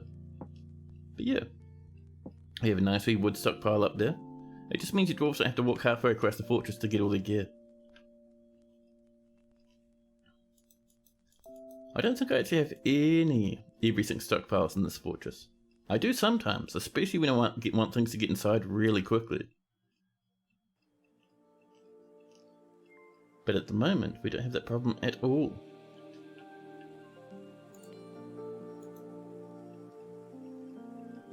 Now, all of that yawning tells me I need to go off and make a coffee. I'm going to pop you guys into BRB mode, and I will snag myself one wee little happy coffee. I'll just get some more animals up here quick, because I saw someone starving to death before. I'll scroll all the way down. Just bop in these new entrances. There's one, there's another few water buffalo and horses. A good handful more crundles have turned up for some reason. Yeah, we're looking pretty good. Alright. Actually, where's that, there's that stoat that keeps flipping back and forth. We'll get them sorted too. But yeah, I'll bop you guys back in just a jiffy. I'll just hit you into BRB mode and snag myself up a coffee. Enjoy the music in the meantime.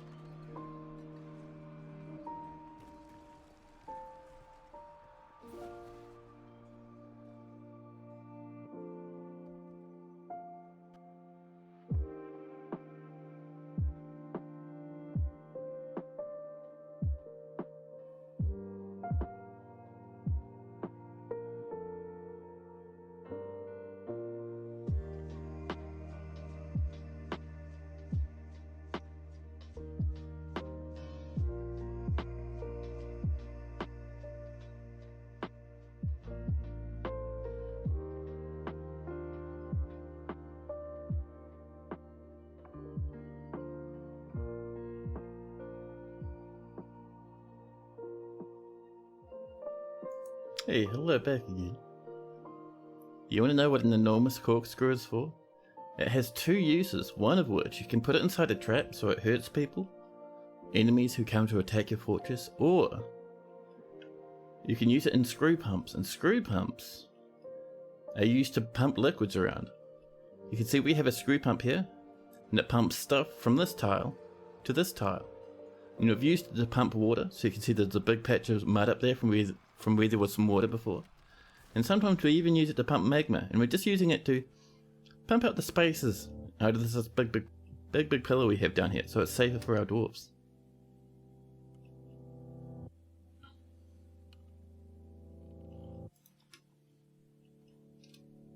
Now, you see people use it to pump huge amounts of liquids all over the place. They'll make big cisterns and big magma moats on the surface and all sorts of carnage. Heaps of fun. I still can't believe no one can kill this thing. That is so broken. Yeah, that's a good idea, Sniper. When pumping magma, make sure to make it out of magma-safe materials. There's some stuff that won't burn up in magma, some stuff will. So you see all our pumps downstairs that I was showing off before? They are made of glass, green glass. And that's magma safe, so it won't melt away or catch fire when it's pumping magma.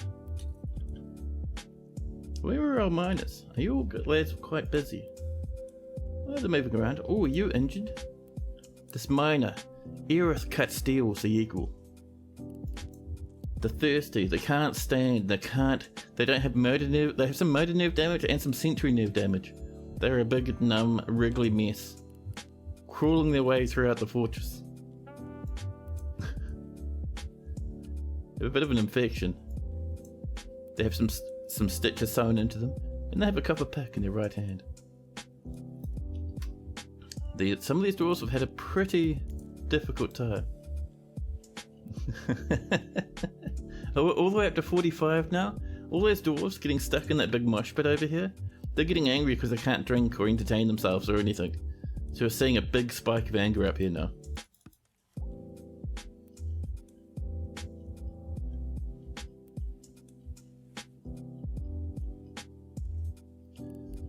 That poor old fortress. That's a pity, man. That's a guaranteed fail scenario. We were close as well. But what I'm thinking... Is that a hungry horse? It is.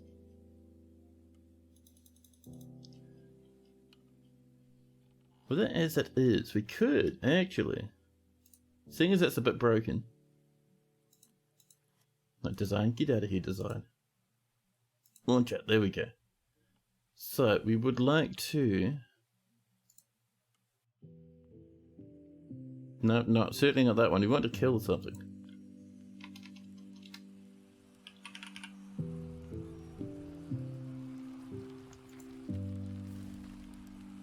No. It might be delete, maybe. Good old DF hack is good at saving broken fortresses. Can you explain the nobles and administrator screen? What are those grey blocks to the right?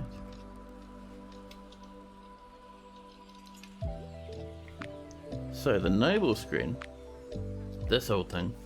So, in your fortress, you need some dwarves to help do specific jobs. So stuff like mayor is pretty important. People will come up and explain their problems to the mayor and feel a bit happy for it. Your mayor will also meet with some foreign visitors sometimes for various reasons. And your mayor gets voted in. And you can see on the right these boxes. These are what they want. So you see some of the people in the noble screen, like this militia commander, they don't need anything at all for their position. Some people, like the mayor, they'll want a nice office, a nice bedroom, a nice dining hall. This captain of the guard, it's the same thing. They're wanting a better bedroom, better dining hall, better office. They also want specific chests and whatnot around. And I'm seeing that just by hovering these little wee boxes. And we have further down, we have a manager. Manager is very important. They help out with job automation, which we'll probably get into later. And they want an office before they can do anything. And a bookkeeper rather, they keep track of every single item in the fortress. And they need an office as well. These other ones, you kind of stumble across them as you go. So if it's grayed out, it's not required. That's the one. It's fun when the king comes to live with you, and you gotta build super fancy rooms for them. I know, I love doing that actually. You can come up with really fancy stuff. So this monster down here, still not dead. That head feather is invincible. So I'm trying to go into DF hack over here. And there should be something here. Is exterminate. Kill things, that's what we want.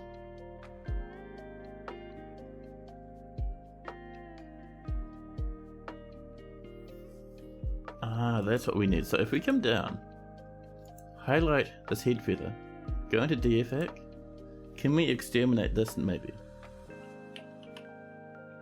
Exterminate this. Unit exterminated. Hopefully that's killed that feather. It has. It's gone into a puff of smoke. And all the dwarves leave. The fortress is saved. DF hack saves us once again. He's going to get wood and a stone chair if he comes right now, and that's it. Perfect. Is there a reason I'm not gathering fish? So on this map, we do have a big river that our dwarves could fish from, but this is a very, very hostile and aggressive place. This is something called a savage biome.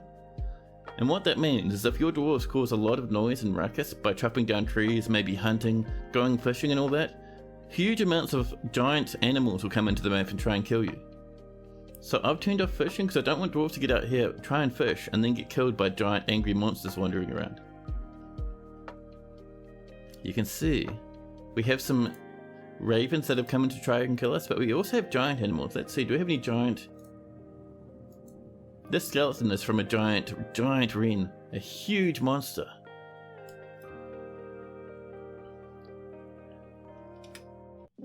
So usually you can do a bit of fishing, pretty happily. A human necromancer has been found dead, someone caught on fire again. That entrance is pretty shifty, we might widen that up a wee bit.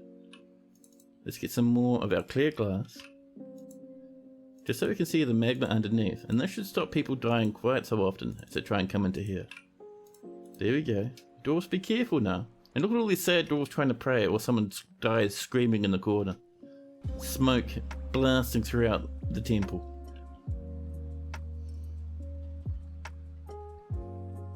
Apparently a giant wren is 4 times the size of a dwarf. Yeah, giant animals are absolutely massive.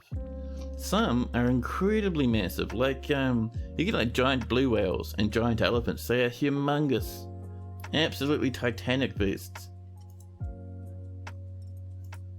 Ah, that's the one from before, that's fine. And Napalm Firestorm would like to double check the status of their dwarf. That's a good question, because there was a big mush pit for a while. Let's have a look at Napalm Firestorm. Let's see, there you go. You're still very happy. You're going to combat training. Just over here. You're probably helping out with that fight before. 84 years old now. I cannot just stand by. This might require an answer. Yeah, you're definitely helping out with that head feather. Didn't feel anything while in conflict. Didn't feel anything seeing a Crandall die. And didn't feel anything after seeing a Forgotten Beast's dead body. You still have those stitches in your shoulder. And you have some horse eye roast and some chopped horse liver roast. And you're covered in Crandall blood. Just all over the place. You also don't have any armor, which is a bit spooky. Why are you not wearing armor, buddy? That's very dangerous.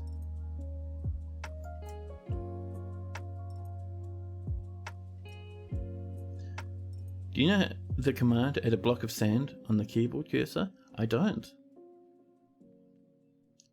It could be the size of a chicken and it would still be an absolutely massive red. Yeah, 100%.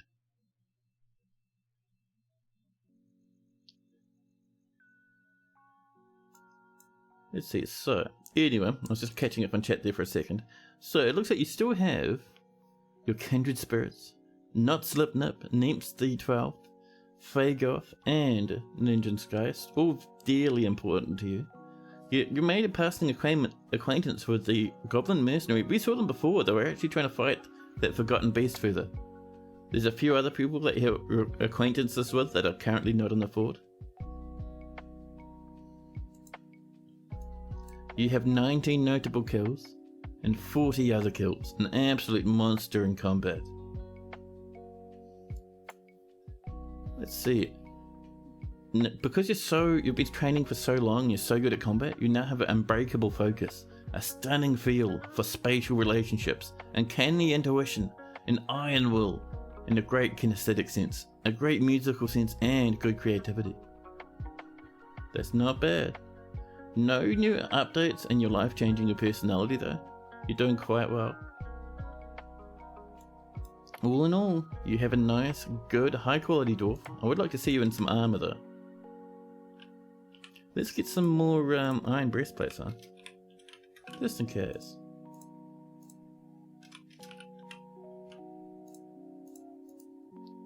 And our gauntlets, all that good stuff. Our greaves as well.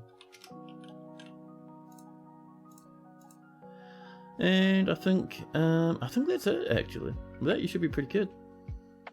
Why not steal items? Because this is an iron fortress. We could make steel, but at the same time I don't have the orders for steel at the moment, which is fine because iron's pretty good. This fortress has been using iron down here for a long time. In our smelters over here, in our forges as well. And it's been serving us pretty well.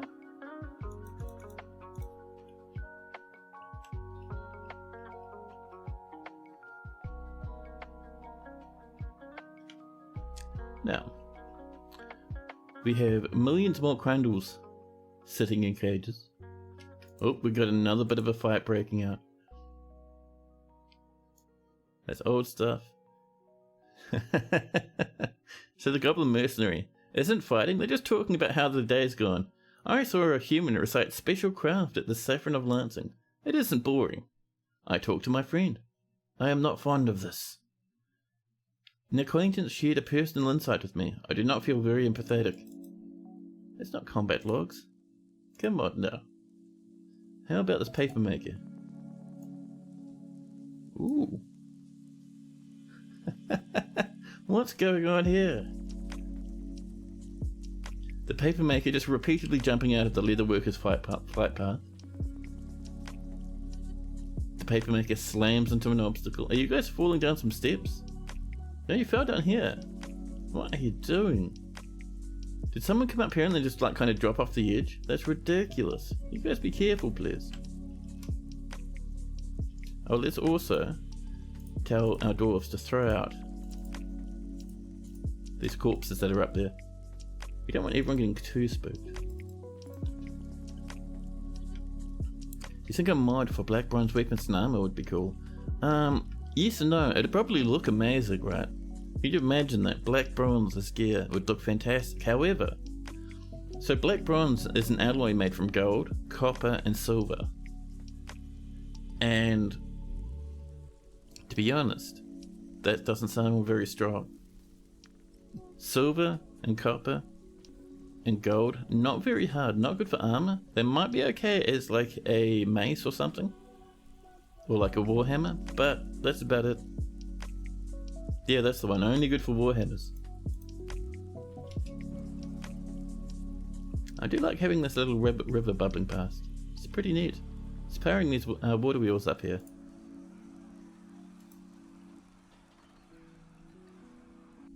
Ooh, bit of miasma. What's going on over here? Oh, this is all those undead crandles we fought before. And look at this wave coming into the fortress. Get out of there. Someone's leg here lying on the floor. Disgusting. Right, let's see the silvery confinement up just to clear out some of these crandles. Look at all that mess. You might also need some more copper cages. There we go. There'll be another 10. We're going to set that to probably about 35, I think. Just to make sure we have a lot.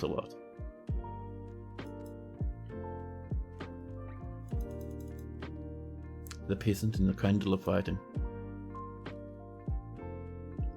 What a mess. How are we doing down here, by the way? We've dug into that. Cool. Actually, no, we haven't. Our mine is still really busy. Oh, they're digging up here at the moment. Fair enough. Let's get this dyer to help out with a bit of mining, shall we? Our planters. We only have 4 planters. That's not very good. We'll get these adequates and this proficient to help out to really boost our farmers. You still only have somewhat okay engravers. Ooh, that reminds me. We had a lad over here at one point. This has been claimed. They still haven't started crafting yet. Geez, so they're using copper as their base, which is a bit of a pity. Linux is off for the night. Oh yeah, man. Have a good sleep if you're going to sleep, and enjoy the rest of your day if not. Cheers for hanging out.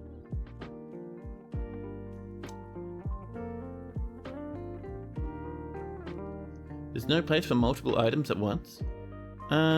In the same square? No. In the same stockpile? You can have a stockpile that has multiple different items of it. They won't go in the same square, but they will sit in the same stockpile. So, we have a wood stockpile over here. We're going to have wood and weapons, but you're going to custom to do that. So, we have wood. If you wanted to add weapons in for whatever reason, you can allow all weapons as well, and then it's wood and a weapon stockpile.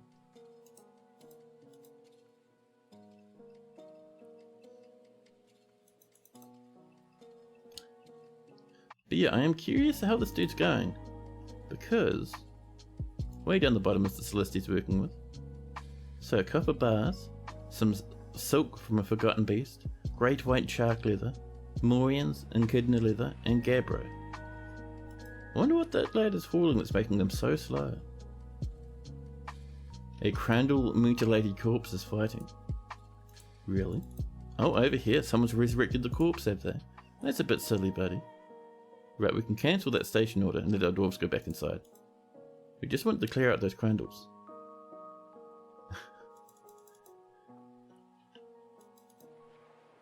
Now.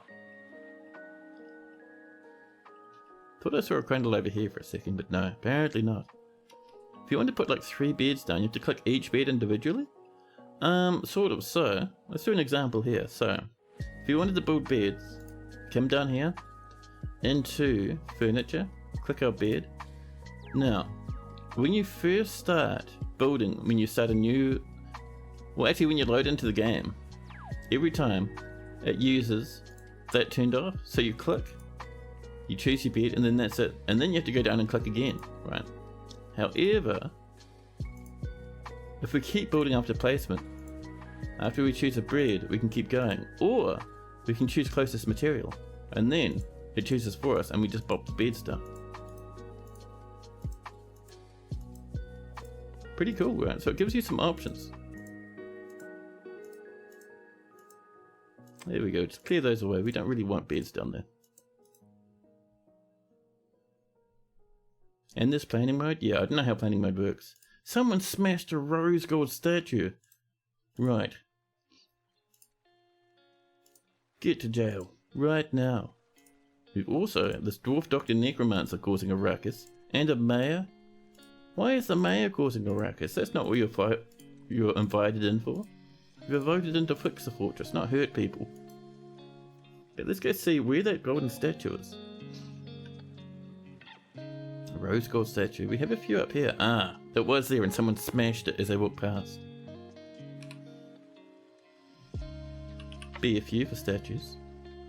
There we go, someone will rebuild that now.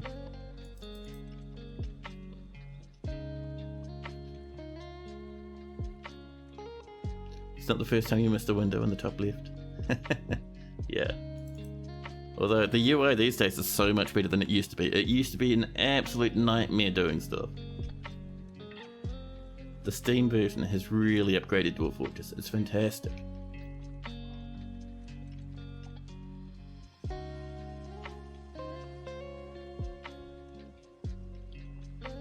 We're saving and saving. We're up to 43 Angry Dwarfs now. We had 70 something at one point in the Angry Dwarf column. Not so much at the moment, so we're getting there. We're slowly but surely. We're getting there. We're down to 36 at one point. Now we're back up to 43. So things were getting there. They're getting much worse now. But we're in early summer. Early summer means we might get to the humans coming to trade with us. If we're lucky, we haven't had the humans come up in a while. I think we've had a bit of drama that stopped them from trading with us. We might also get maybe another migrant wave if we're lucky.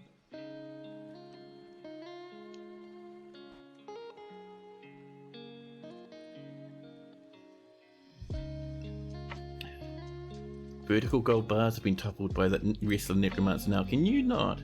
And they're down here where this fancy shield is that keeps getting stolen. Vertical bars. Those will be made of gold. Let's make sure that lad gets disorderly conduct again. Or a planter this time. Get you in there. There you go. It's a little bit of jail time for them. Blood all over the place. Dwarves are walking it about the fortress. You see, every time I stand on it, it changes shape. They're spreading it around as they walk through the blood puddle. Oh, someone's cleaning it up. Good job. Oh. A dwarf armor and necromancer. Oh no. Who killed them? It's early summer, so they wouldn't have died of old age. Now, I don't think necromancers can die of that. I think they become immortal when they learn the secrets of life and death. They are splattered with blood. That poor old lad. They may have been our legendary armor smith. That is heartbreakingly bad. A goblin performer cancels report crime. 2 injured. That there is Dwarf Fortress. The very, very absolute core of Dwarf Fortress. I love that. Can we investigate it? We can, but to investigate stuff, it has to be in this open list here. So we click on our justice screen, and if we have a captain of the guard, or a sheriff if our fortress is small, then we can look in here and we can investigate these crimes. So say if you wanted to see, we have this very old case of someone murdering a waxworker, and if we come up and we interrogate someone, maybe Ghostbat, then the captain of the guard will go off and talk to Ghostbat and see what they know about this murder. And you get all sorts of interesting information. People will point the finger at other people. You'll find people saying that they were misled by someone else. People will lie. It's great. This wrestling necromancer gets back in jail again. And that planter.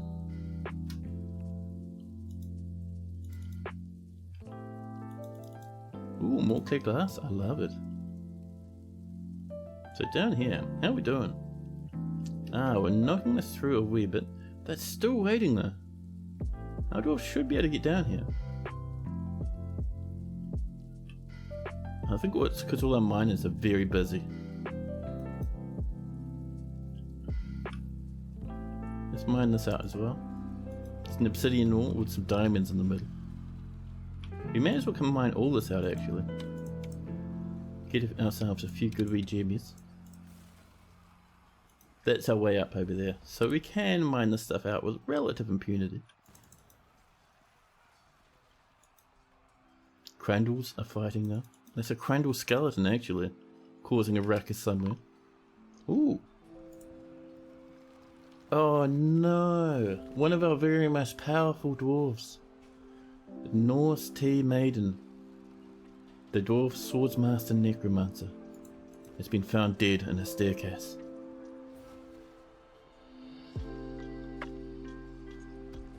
How did they die? I wonder. Because it must have been something pretty hefty for them to die. Maybe they just fell down some steps and died. I mean, that happens occasionally. Oh, let's get this. Oop, wrong one. Let's repaint this. Start pushing it over this way now.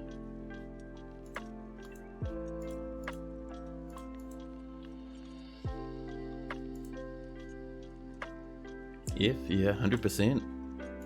They're an old dwarf as well. They've been with the fortress a long time. And they were like a legendary fighter. It's amazing. Now, okay, that'll give our animals some more space to roam in. Hopefully we'll get a little bit less animal carnage. There's no way to 100% know if they did it or not. It's all he said, she said probability. It is up to a point. Like there will be a lot of he said, she said, and you can make your mind up off that. But if your dwarf is a very good at interrogation, and you interrogate the person you're suspecting has done it, they might confess. And that's how you 100% know. But a lot of it is you just have to kind of figure it out based off what other people are saying. Ooh, and Iden's begun their mysterious construction. Let's have a look. So what are they using? So before, go down to the echidna leather, but they've got some gabbro, a big boulder of gabbro, some jaguar leather, and some more gabbro. Nice. I hope you get a very fancy piece of armor from all that. And Letast is now a dwarf swordsmaster necromancer. I love it. Let's have a look at our military. We might need to refill these a wee bit. So that poor old dead dwarf from before. Let's have a look down here. Do we have anyone who's good at combat? An adequate axe dwarf. Good job, peasant. Welcome to the military. You're at full. Ooh, the golden alchemies have had a problem. Let's get in some random unskilled dwarfs, huh? Make sure they get filled up.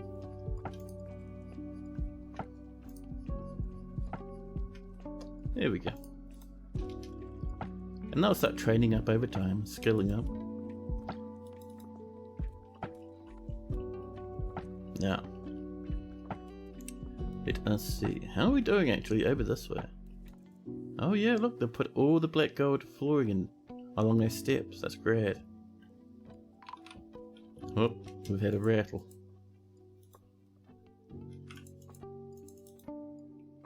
A paper maker has been missing for a week. And a crandalled skeleton is fighting. Oh, way over here. Why is that Potter over here? What are you doing? That's crazy, buddy.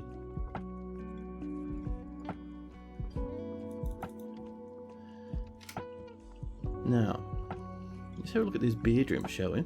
Ah, look at this. This is ready. Let's get some doors on in here. Closest material for our doors and for our beds. Pop that all in. Perfect. Pop in some beds and whatnot.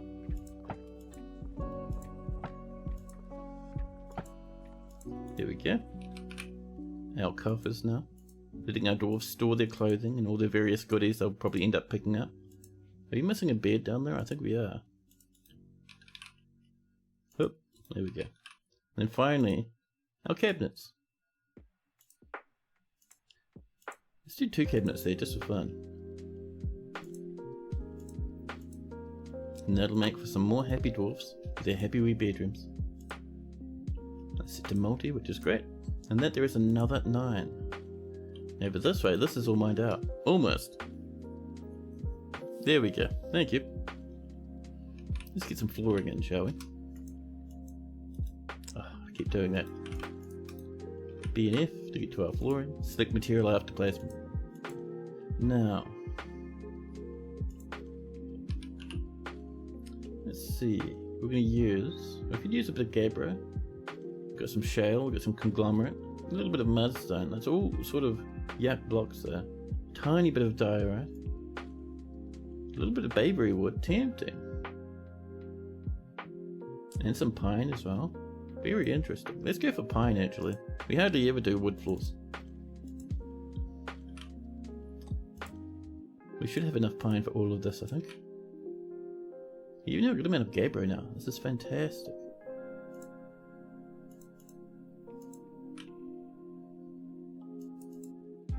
Wee little bit there as well. There's that pine right there. Perfect.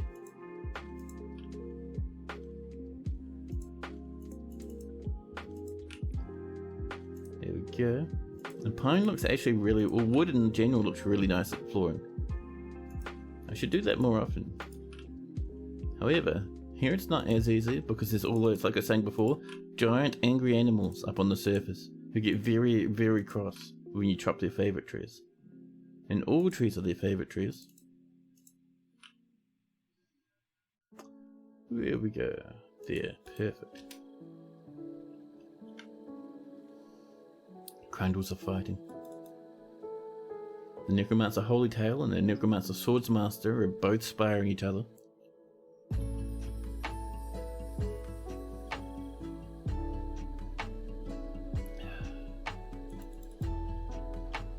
Now,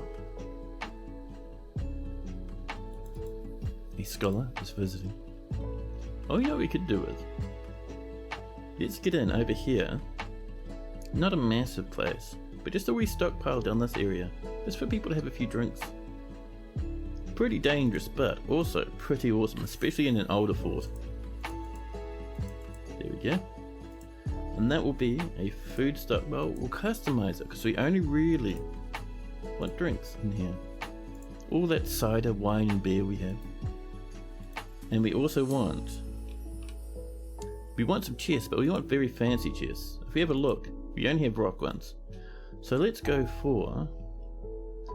we have gold. We could do some golden chests. We might have a little bit of silver if we're lucky. We'll probably have lots of black bronze, but let's go for clear glass. That'd look nice.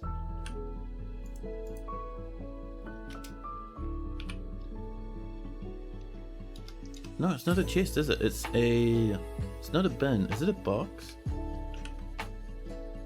I think it is actually. A clear glass box. Nice. We don't want 10. I think probably we'll set that to 3. And accidentally set 3 shops max. There we go. And on top of that, the other thing we need in here is a tavern keeper. Now generally, a lot of the time people kind of avoid tavern keepers because they cause massive riots and huge fights to get people very drunk. But to me that sounds pretty awesome. So we're gonna get this peasant with great big white bushy moustache and a bushy head of hair. And then now a tavern keeper. And that's the only job actually. And we could have an official performer, I suppose. An elven dancer. There's your official role, elven dancer. Dance away.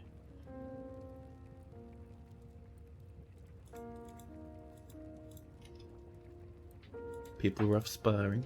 Fights happening everywhere. Absolute madness. Your people are growing very angry. Is it because of all the dead? So I think it was because over here they had that monster, that feather that got resurrected and wouldn't die, so all our dwarves sat there fighting for ages and got very cross because they couldn't leave. There's also quite a few corpses around, like you're saying. There's also some ghosts. There's been some dwarves over here. They saw about 3 or 4 people catch fire and stand here burning and screaming over in the temple, and that would make them very sad as well. But it's okay. It's normal to have dwarves get very upset and then calm down a wee while. Ia Lacroix is missing from its proper place. There's ways to make dwarves less happy, and there's ways to design your fortress that it's less terrifying. Also, there was apparently an artifact here at one point that got stolen. Whoops. But for me, I'm experienced enough at the game that I kind of like making a little bit of a ruckus. Just for fun, you know. We're also going to drop a little bit of water down there, I think. So we'll go into our pet pond.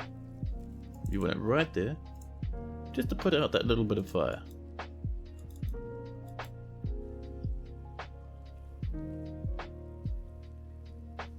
What's the best way to get rid of the bodies? There's a few things you can do. What I usually do, and you'll see it in a few places around the fort, is if you have a rubbish pit somewhere around, you can click on the corpse, click on the rubbish bin, and your dwarves will throw it in the rubbish. And that's usually what I do if there's too many corpses. Now I even do it this way. I'll go into the stock screen, I'll come down to corpses, unforbid everything, and set all of it to go in the bin. And dwarves will just throw it all off in the rubbish bin. So normal in fact that you've never seen me have a happy fort. Yeah, that's true. I do like a bit of ruckus in the fort. So I usually let things get a little bit silly on this end of things, for fun. Aiden, the Dwarven Weaponsmith Necromancer, has created Thakathul, a copper shortsword. He offers it to the Oil of Jade. So let's have a look at this object that just got created. It'll be down the bottom here. It's called Locked Wet. The copper shortsword. Value is 3,500. This is a copper shortsword. All craftsmanship is of the very highest quality. It is encrusted with round gabbro cabochons and decorated with Omno, Burn Lions, the Saffron Basin's Forest Titan Silk, Echidna leather, and Jaguar leather. The object ministers the spikes of Moyan and Gabbro. On the item is an image of Gladcolour, the Silky Present, the Gabbro figurine of Monaro Doctoring Morning in copper.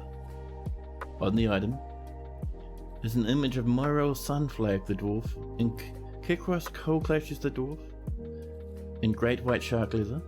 Kikros is striking down Morel Sunflag. The artwork relates to the killing of the dwarf Morel by Kikros in Basin Season of the Green Forest in the late autumn of 35. That is over 230 years ago. During Tospas Totitosp, the Strifle Singe sieges. Must have been a bit of a war going on. Fewer acidic magma flows? Yeah, that'd make the dwarves much happier if we didn't have acidic magma flows. We'd have many more living dwarfs and many more happy dwarfs. How is the librarian doing? The librarian, I think, is very happy. He parked up over this way. There's a couple of fires over here and a couple over this way, but they're parked up on their bookshelf. They're happy, healthy, 435 years old. Oh, they choked on smoke for a wee while from all those burning books. But other than that, they're not doing too bad.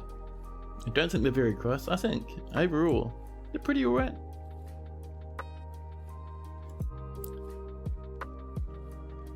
That's on him though, you'd say? 100%, 100%. Is it the horrible monster in the library? It is. This is Claiborne, the Forgotten Beast. Claiborne the Forgotten Beast crawled through the fortress from the caverns below, breathing fire in all directions, killing many dwarfs. They almost wiped out the fortress, this horrible monster, before they ran into the library, and we locked the doors and sealed them shut with a wall. And now they sit in here, looking at the destruction they've wrought.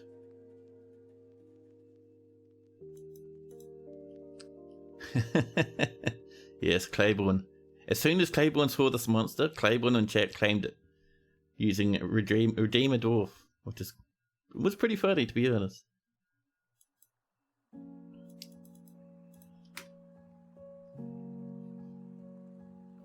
Now, let us have a look. Oh, a bit of miasma. I see someone's died over there and made a bit of a smell in the caverns. Alright, this is looking pretty good actually. Let us do another bit of channeling, maybe right there this time.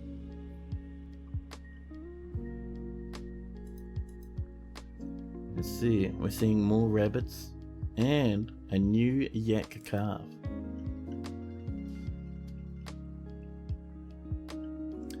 So, let's have a look over here. These are coming in. I wouldn't be surprised if people have already claimed these rooms. They haven't yet. They will do though. When they get tired, people will grab these rooms. Over here, way over here, how's this looking? Still on the road. We're seeing the nice pine wood floors coming in. Looks good, doesn't it?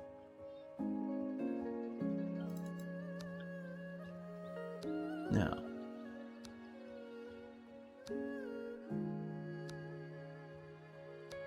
I think that's around about where we're up to. A little bit deeper.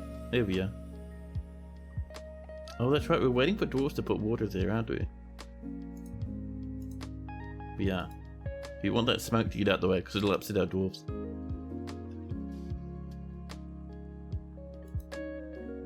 So let's do some smoothing down this way. And a wee bit up there as well. Because we want to see what's behind these places. And let's see up here a bit further. We can mine that out now actually. That'd be nice. So that there, I think should be safe. We'll mine that as well. All the way across there actually. There we go. That'll get us some more GMS. Over there we've engraved and looked through there. That's quite safe.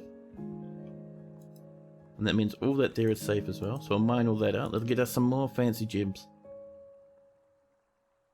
Do you need to cook any of this food you're gathering? So, yeah, dwarves do like, they will eat raw food very happily, but they really like nice cooked food, just like you're saying. So, if we go into a kitchen, where are our kitchens? Way down here, I think. There we are. So in a kitchen, you can make three different types of food. Easy meals, which are biscuits. They take 2 separate ingredients. Fine meals, which I think are soups, maybe? I can't remember. I haven't made them in a billion years. They take 3 ingredients. And then lavish meals. They end up being roasts, and they take 4 ingredients. And if you look in here, you can see we have a whole bunch of roasts lying around. And dwarves love eating roasts. They're worth a lot of money as well. And they'll also take this food and brew it at a still. And you can see we've been brewing surface food to get us cranberry wine, strawberry wine, all sorts of yumminess. So you can brew it and you can cook it. You can do it manually by adding jobs directly through the add new task button, or if you have a manager, you can come into here, into work orders, which is this little thing we looked at before, the work orders menu. And clicking on this button, this will show us every different type of workshop. And if we wanted to brew some drinks, we can come in, type out drink, say brew drink, maybe it's from some plants.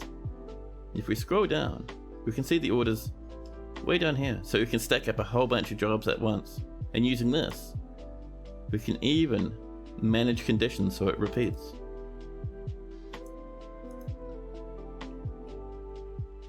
Where can you find this kitchen? You don't see it under workshops. Oh yeah, so it's just like Gabatron saying, it's in farming.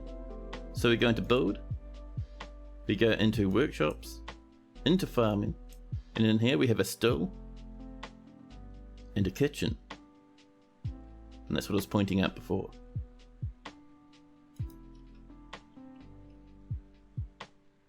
Sub menus, oh I know.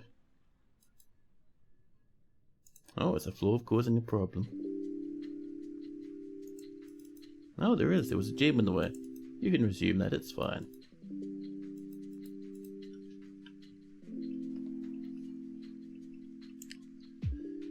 This poor old goblin performer has been in here meditating on murder for a long time. 158 years old, so goblins I don't think die of old age. This lad will just be happily sitting there with their spore splint and their sewn up foot, with one shoe, one sock and a glove. And they'll be sitting there meditating and praying forever. And then suddenly, the forgotten beast, Raliwo Nalarul, has come. A huge titanic three-eyed mite. It has a square shell, and it squirms and fidgets. Its black exoskeleton is sleek and smooth. Beware its poisonous bite. So forgotten beasts that are insects are very weak. They can kill people pretty easily, but it's very easy to kill them. And this one is deep underground, in the third cavern layer, and is sprinting towards our fortress entrance.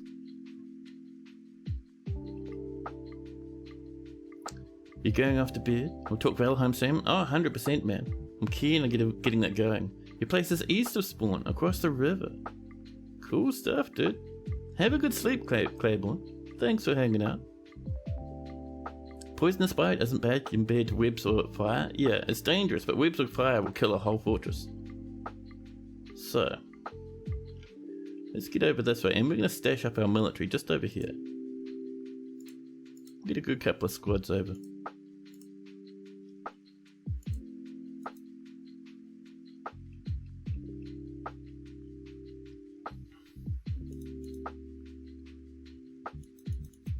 More rock pots. Here comes our military. Getting ready.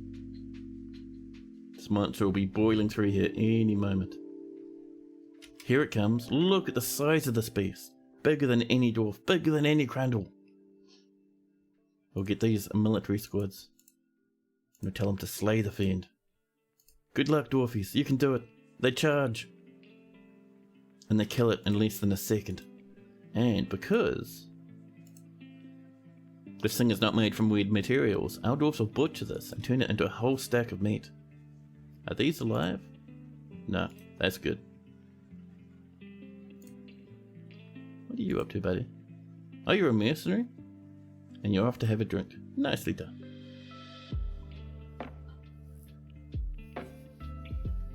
Let's see the combat log. Sure thing. So, there's our forgotten beast. The forgotten beast strikes at the dwarven Marksdorf necromancer, but the shot is blocked. The dwarven Marksdorf necromancer strikes the forgotten beast in the right first leg with his copper buckler, tearing the fat and bruising the muscle. The spear dwarf punches the forgotten beast in the left leg, the fifth leg, with his left hand, fracturing the chitin. Not even trying to stab it, just giving it a swift punch. The forgotten beast turns about, strikes again, missing the Marksdorf necromancer. The swordsdwarf turns up and scratches the forgotten beast in the third foot, chipping the chitin and bruising the muscle. A tendon has been torn, and the force bends this left third leg. No one's even using weapons, they're just kind of flailing at it. The forgotten beast misses the dwarf's Marksdorf again. The Marksdorf strikes back against the beast, slamming it in the left second foot with his copper buckler, tearing the fat and bruising the muscle, twisting the left leg. A spear dwarf approaches and stabs the forgotten beast in the right fifth foot with his growing pine spear. Why are you using a spear made out of wood, man? We have like iron and steel stuff all over the foot. Tearing the fat and bruising the muscle. A tendon has been torn. The force pulls the right fifth leg and the forgotten beast tips over. On the floor, they strike out the dwarf Marksdorf necromancer, missing them completely. The necromancer strikes again, this time when the head was a copper butler, tearing the fat, bruising the muscle and bruising the brain, and that would have killed the beast. No one likes a bit of a brain bruising. Dude's fighting a monstrous beast with his fingernails and a stick. I know. These dwarfs are a bit silly. Ah, there's our boxes done. I'll pop those up in the tavern. How are we doing over here? Ah, there we go. There's that butcher, the animal order. They'll turn that into like 800 bits of meat. Fantastic. Now, let's get over to our tavern actually. There's all that cranberry and strawberry wine just sitting about. Fantastic. Let's build ourselves those little wee glass boxes, huh? We could put them along the edge. I'm thinking though, we might put them along here. Clear glass boxes are what we want. There we go. And those all have mugs put inside them and musical instruments. Suddenly, Dobar, the dwarf who was fighting and who killed the forgotten beast. Dobar de Thrownwires, the dwarf hunter necromancer, has bestowed the name Unol Mostast upon a copper buckler. Good job, buddy.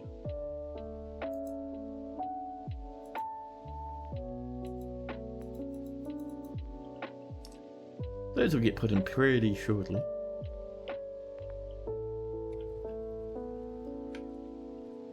New petition. Oodle Oakhurst. Nope. Sorry. You have too many designers and your name is not cool enough. A planter is stumbling about, obliviously. Dramas everywhere. Oh, you know what we could do? I think if we're lucky, we might have some more slabs to place. We do. There's one to Metop. Oh, I think it was just Metop we added. That's fine. The mayor's been re-elected. Unib's in jail. How did you get re-elected while you're in jail, huh? What sort of weird shenanigans have you been up to? There's a whole bunch of iron stuff just sitting in the magma pool down below. Look at that iron work, or the masterwork, iron short sword, just lying in the magma river.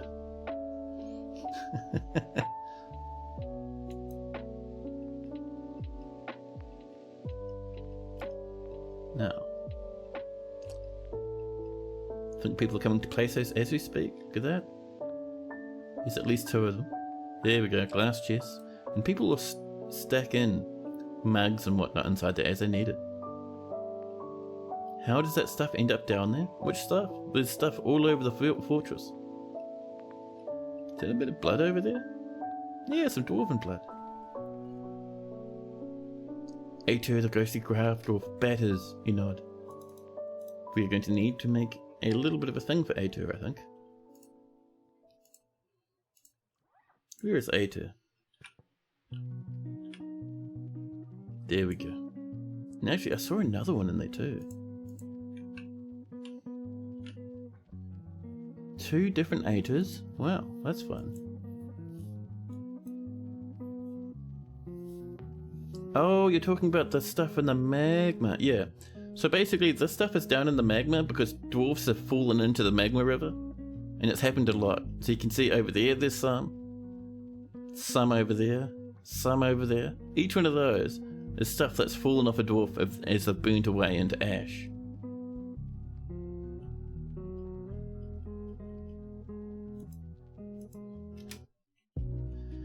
So yeah, making magma rivers looks pretty, but is very dangerous and not good for dwarves' lifespans.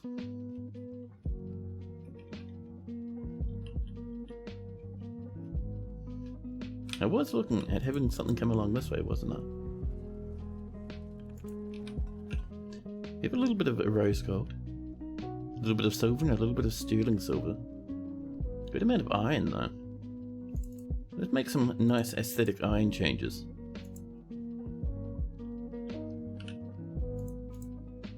Sort of just along this way.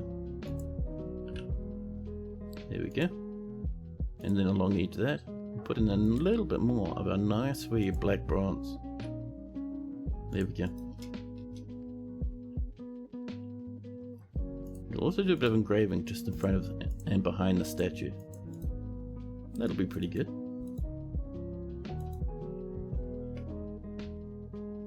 Now let's get over this way and see if there's a little bit more for us to dig out. There is. We've also put some water there, putting out that little fire. So, let's grab this and remove that. There we go. And that's been smoothed, which means we can fortify it and just see what's on the other side. Same with that one. We'll fortify that, see what's inside of there. At some point, a Crandall died and ended there. How did you even get in there, Crandall? That's crazy. You absolute lunatic.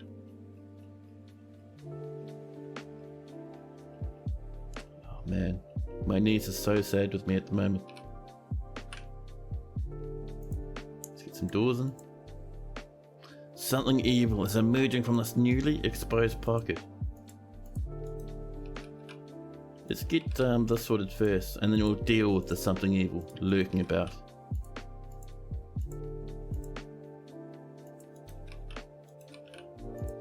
Get our coffers in. There we go. Turn these into bedrooms. Man, I am so not going into the office tomorrow. Now let's go see this monster. Is it another sludge monster? It is! And because we are smoothed and then fortified, we can see through the fortification, through the little arrow slot we put in, and see the monster. But the monster can only see us but can't attack. It can spit deadly poison, but we're fine. We can just leave that beast in there forever now. Same with that lad up there. It's a bull monster.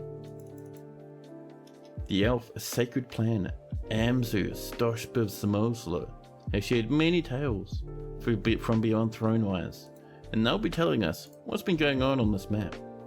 We can look at news and rumours, and you can see down here, all of this.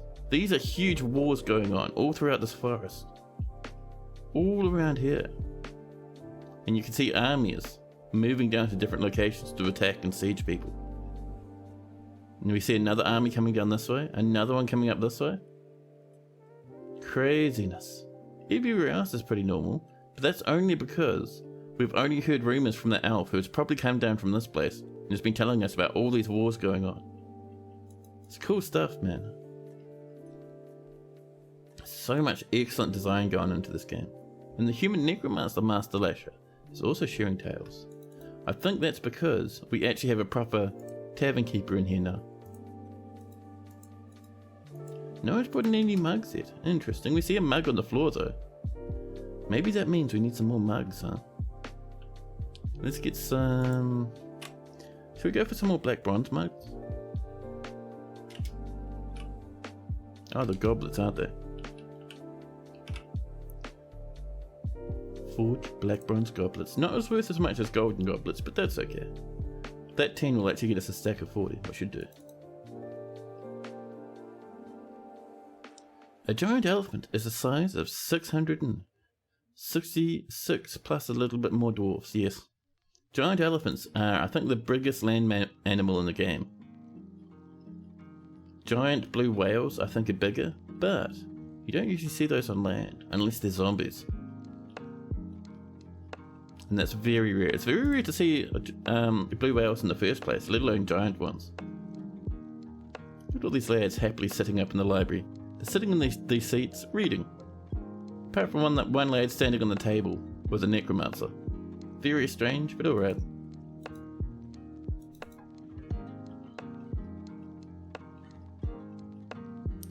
Now, bit of miasma over here. Someone's rotten right upper arm, making a bit of a mess. Tana's arm fell off. Who hurt Tana? Tana's been with us for a long time as a intelligent undead corpse.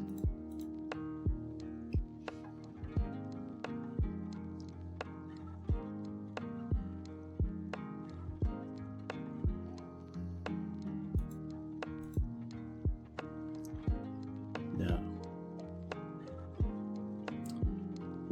I love seeing these giant animals, these cougars, the size of mountains, cruising around. Suddenly, a ghostly bard's been put to rest, no longer haunting the fortress. Our dwarves can feel a bit safer. Now let's get back down here, keep going with our shenanigans, huh? So that's been engraved. We can see that there is safe. We'll mine this one out. And let's see, that there mightn't be safe, but we know that there has to be. There can't be anything weird in there, so we'll chop through there. Into the north. We'll fortify that as well. Oh, we can also mine off this way. Nailing out those two. That'd be handy.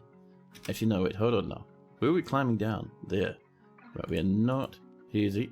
Oop. I've moved everything. Hold on now. We are not wanting to mine that. There we go. Because otherwise that ramp would stop working.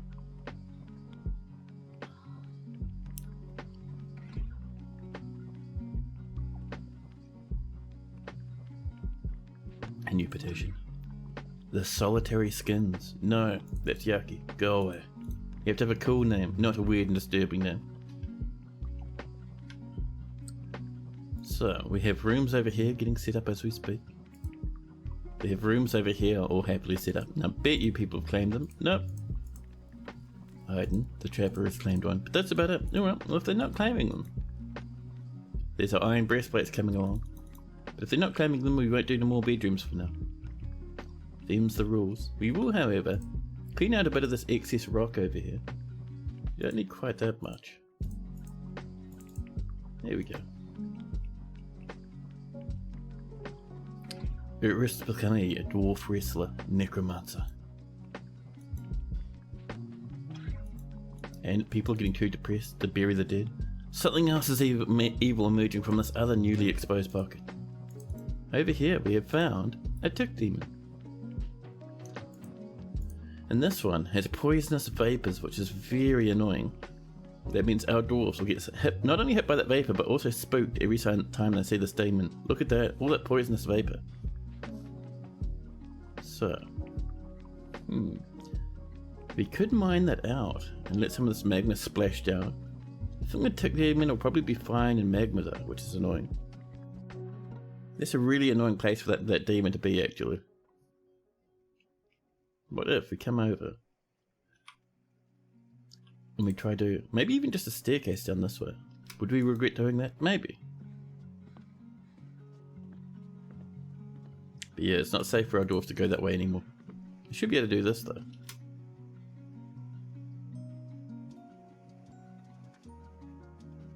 What are you up to? Are people going home? Coming back down again? What are you up to? Are you just running around panicking? You're stressed. You're a legendary miner.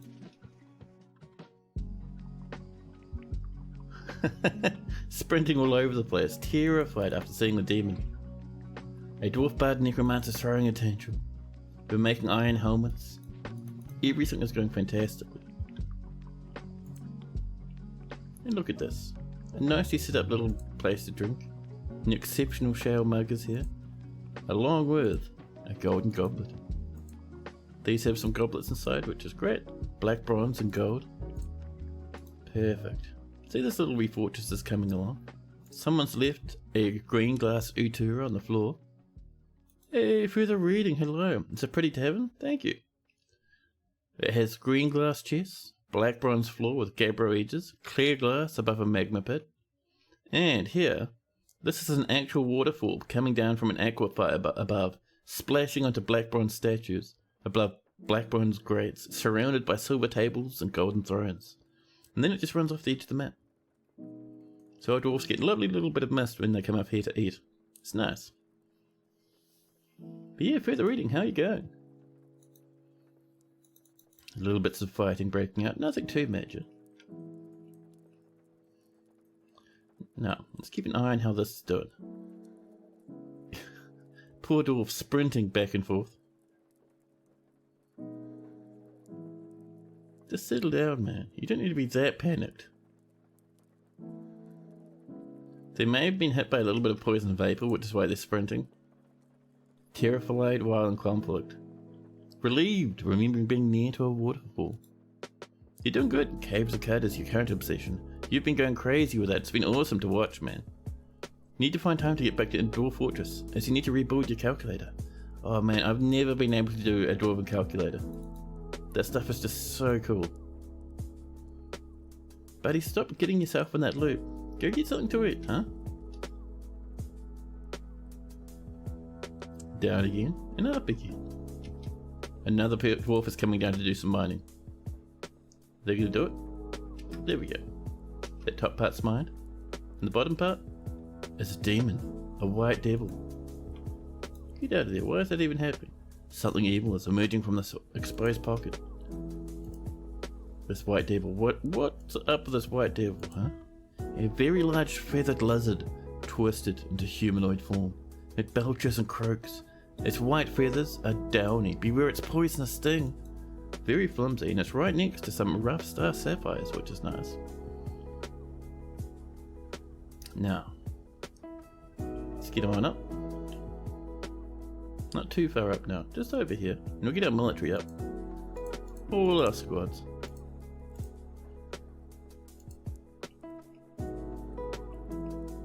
And we'll wait, and if we're lucky, that dwarf will make it out alive. Better start running, buddy. Nope. She got bit immediately. Heavy bleeding. Slight pain, ability to grasp somewhat impaired. Her upper body is bruised. Her left lower leg is bruised. Her ribs are mangled beyond recognition. Her left hand is gushing blood. Her left hand is completely gone. Yeah, well, there's the problem. Run, buddy. Why are you down here? You still panicking? Nearby. Oh, someone's resurrected the left hand of that poor old dwarf. Oh, and the dwarf has been resurrected and is a mutilated corpse. This dwarf-minded necromancer is resurrecting them because they're terrified. And that white devil is bleeding from the combat. And injured. If they're injured, dwarves, rush forward and kill the beast. They'll be making their way over. Oh, so they've also resurrected this Crandall corpse over here, which is pretty fun. Beast is stumbling about. Making their way up and up and up. Oh no, still just chilling out down here. Are you severely upset? I think so.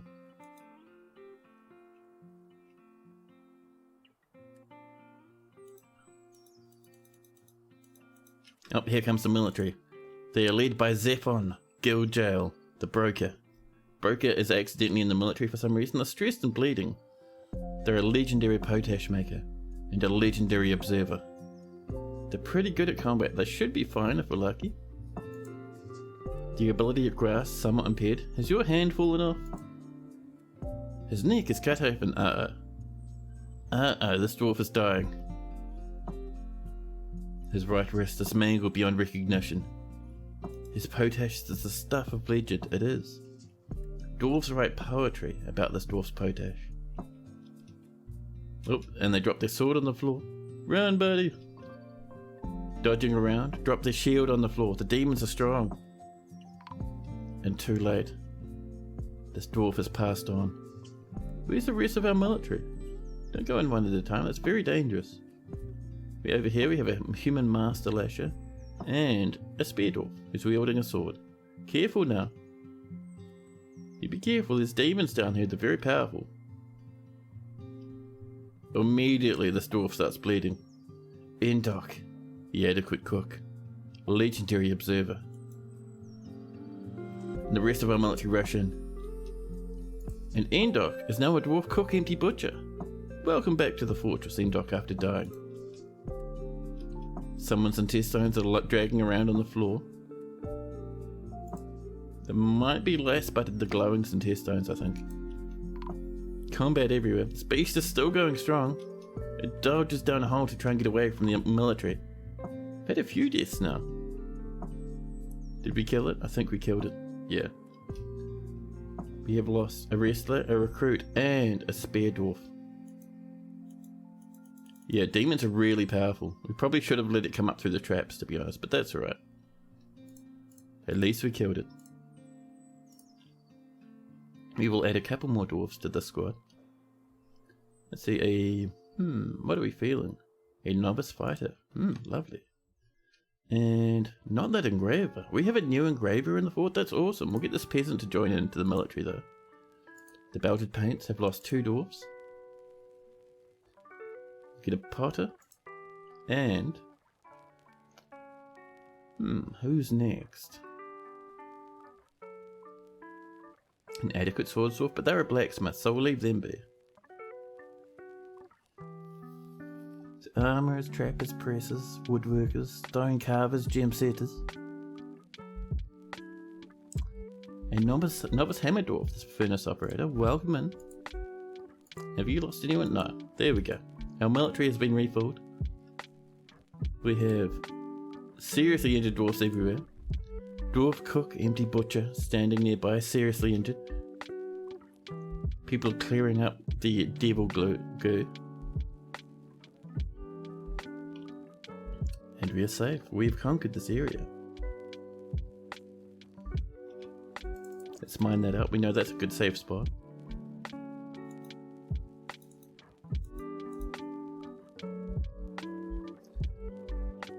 I am tempted to mine down another level. To another set of steps. You could do it there, but we'd end up in the middle of the lava. There is very dangerous, but they're also dangerous. Dang. We could, however, mine that out and then come down this way.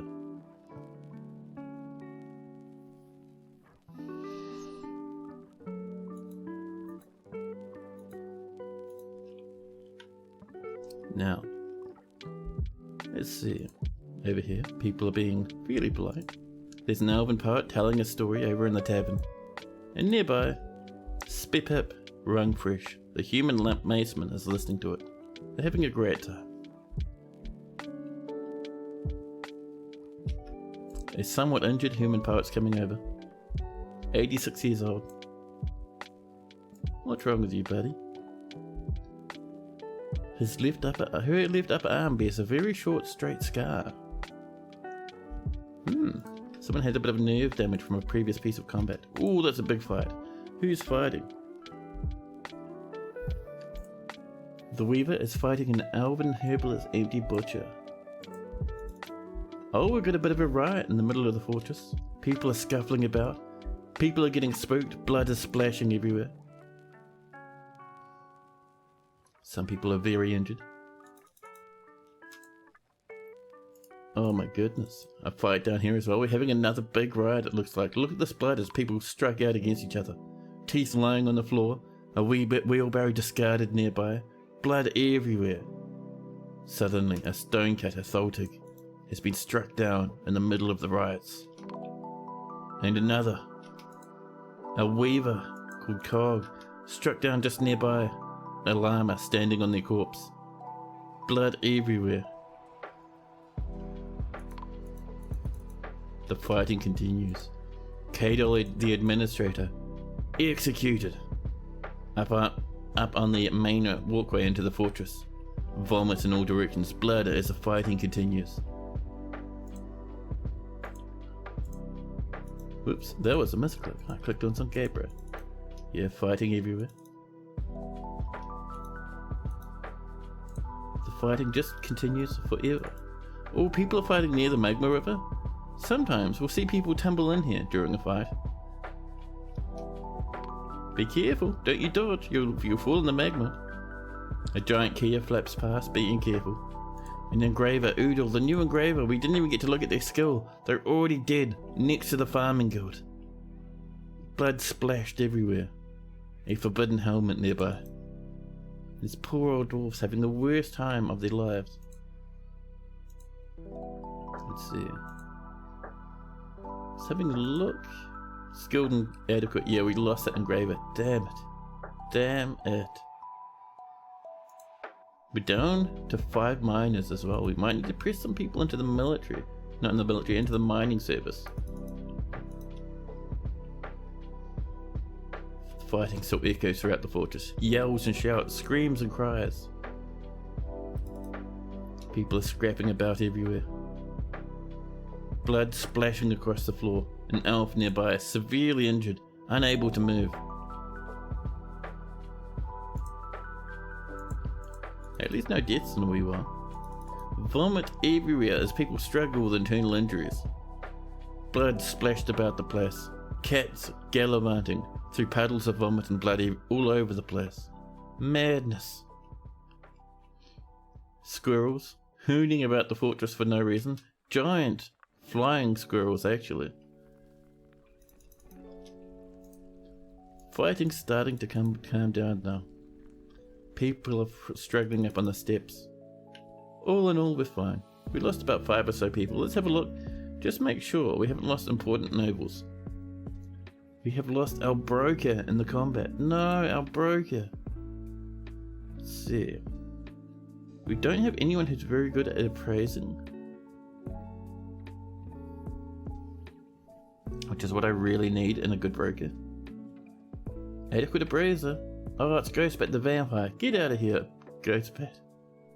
This glazier is a novice appraising. Just looking for the word appraiser.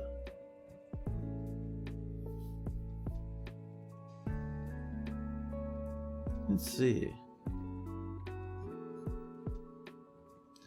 Yeah, I think novice is our best, which is not much to be honest. Let's see. Persuaders, judges of intent. But no appraisers. That's alright, we'll keep back down here again. Just near Ghostbat was the one we wanted.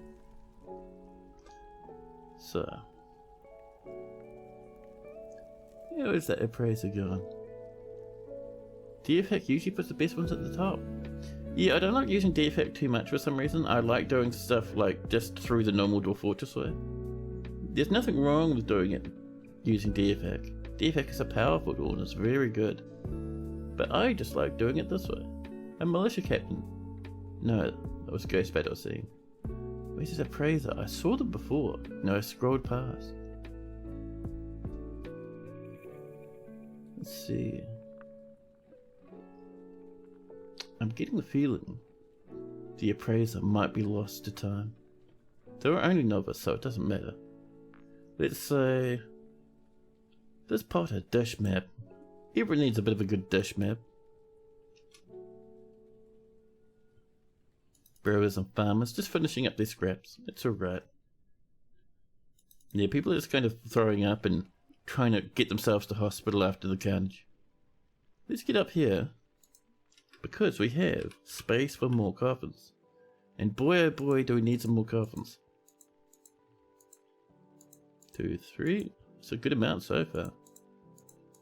There we are. And not quite enough for the full thing, but we got pretty close. All the way around. There we go. And we're out of doors. That's fine. We at least have a few more. Is that another death I'm hearing? Is that another death rattle? Tombs, set that to multi, and that's another 8, not bad. A miner, Momus, has been missing for a week. The miner Momus would have dodged into some magma trying to get away from a combatant in the combat.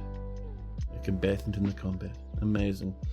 They'll be here, their embers cooling down. Well, probably not cooling down, but you know, continuing to burn.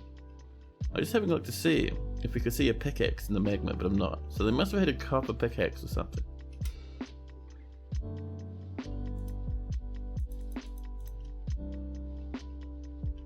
We should have a tomb for North's Tea Maiden and the dwarves killed by the demon. We could do. It's kind of hard to tell which dwarves were killed by the demon though. We could do a statue in memorial to them if you'd like.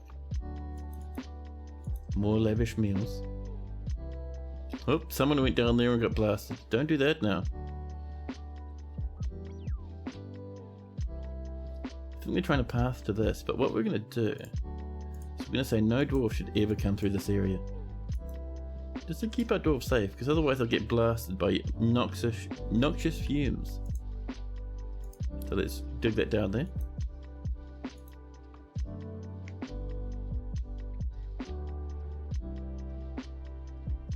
Flexing my fingers. Do a lot of typing and stuff as my day job, so it's good to look after your finger joints. Suddenly.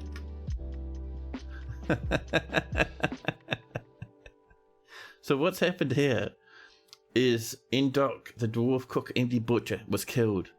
But someone resurrected them and they died again, and they got resurrected and they died again, and they got resurrected and they died again. And because no one can find the corpse where they died, they're saying they've been missing. But if we look around, I bet we could find Endok. They might even be alive. Let's see. Endok, the Dwarven Cook Empty Butcher is alive. Over here, they have died 6 or 7 times so far.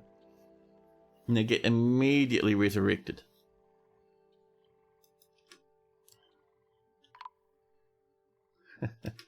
Oh, I see our ghost bat is alive again. Because the surgeon sleeping on the corpse of their lover, Id, has been found drained of blood.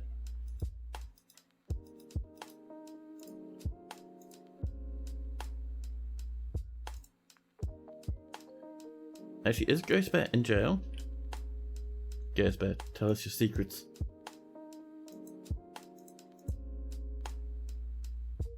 Wait, why are we not seeing? Ah, there we go. Yes, Ghostbat is out of jail now and has been eating people again. I thought that might have happened. Alright, Ghostbat.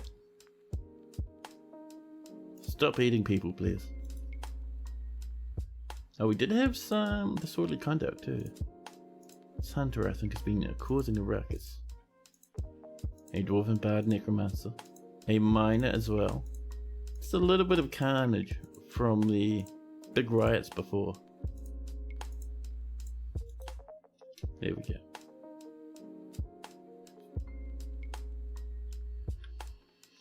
Now, that's my coffee. I'm out of coffee. Unforgivable. Unacceptable. A giant flying squirrel has given birth to triplets. We have so many giant flying squirrels. I butcher them, but we already have too much meat.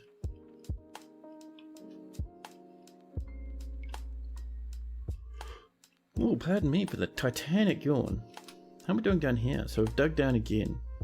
Oh, we had some more warm stone, did we? Let's go down and just see what that gets us. Warm stone there. So there's going to be magma somewhere nearby, or it could be below.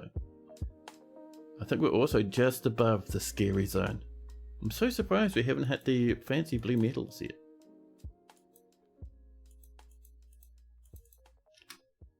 So.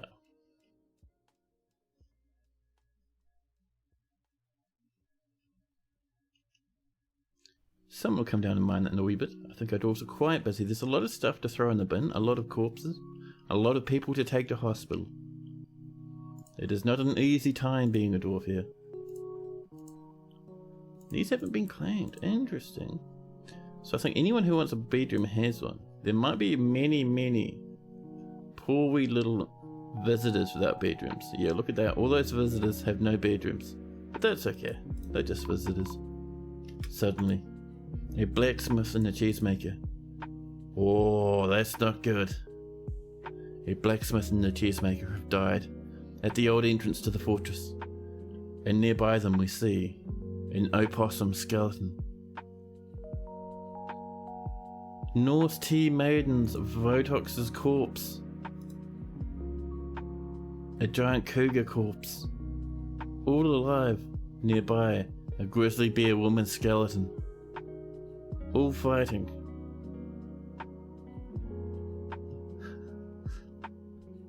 Grizzly bear empty butcher standing on top of the bridge as well. This is going to kill a few more people.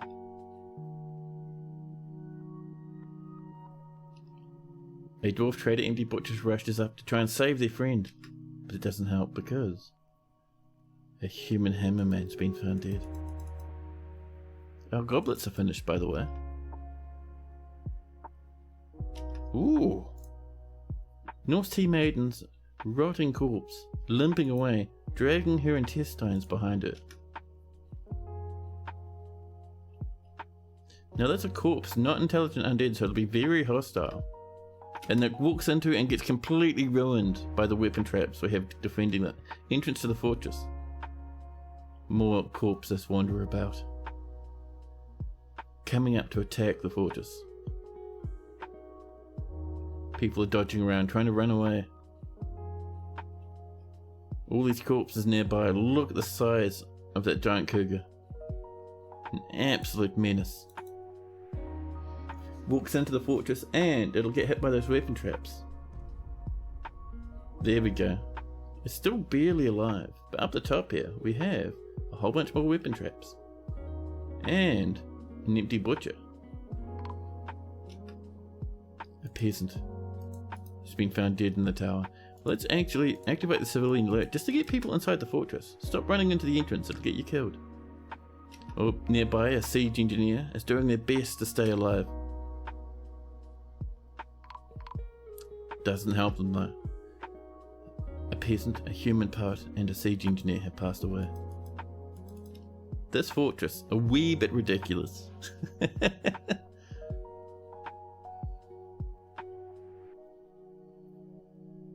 So who over here is fighting? A woman skeleton, a mutilated corpse, and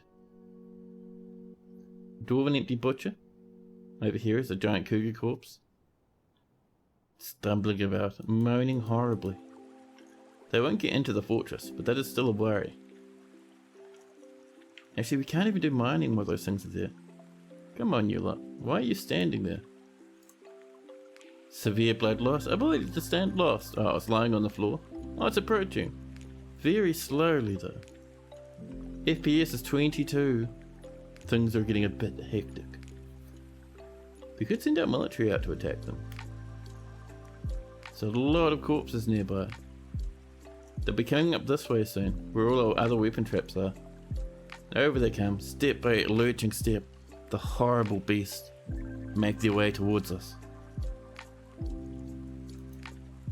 More ash has been completed, which is nice. We have many uses for ash.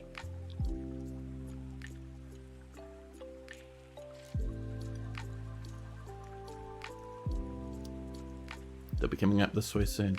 Coming up to the huge corpse pile with the weapons everywhere. They're coming up somewhat soon. Alright, we're going to send our military in just because they're taking too long. Listen, get on over there. Let's see. So the empty butcher, I think, is hostile. We'll unclick them though and just fight all the others. And our military will be charging forward as we speak. Coming to fight the horrific monsters. Here comes the first one. A dwarf swordsmaster necromancer will start fighting them and might resurrect every single corpse up here, which is quite terrifying. You be careful now, buddy. They enter combat, slaying beast after beast. We're seeing limbs fly in all directions and immediately they get resurrected. The grizzly bear woman skeleton, their head resurrected and chattering about. Their right hand resurrected, lurching about across the floor. Our dwarves keep fighting and fighting. Over here is Litast. Doing their best, feeling a bit stressed though. And just to the south of them is Napalm Firestorm, who still doesn't have a weapon.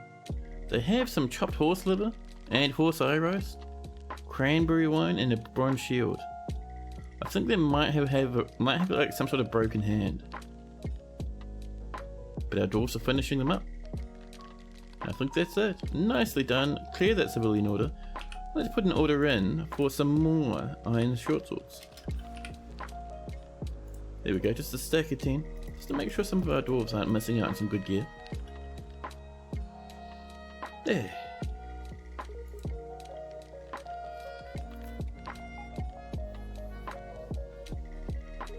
I wonder where our tavern keeper is. Maybe they're getting something to eat. Maybe they're sleeping. Maybe they died in the riots. Nope, we still have our tavern keeper. Dumas is around somewhere. Should we go for a second one? We're gonna go and say this peasant can help out. Double tavern keepers all the way across the sky.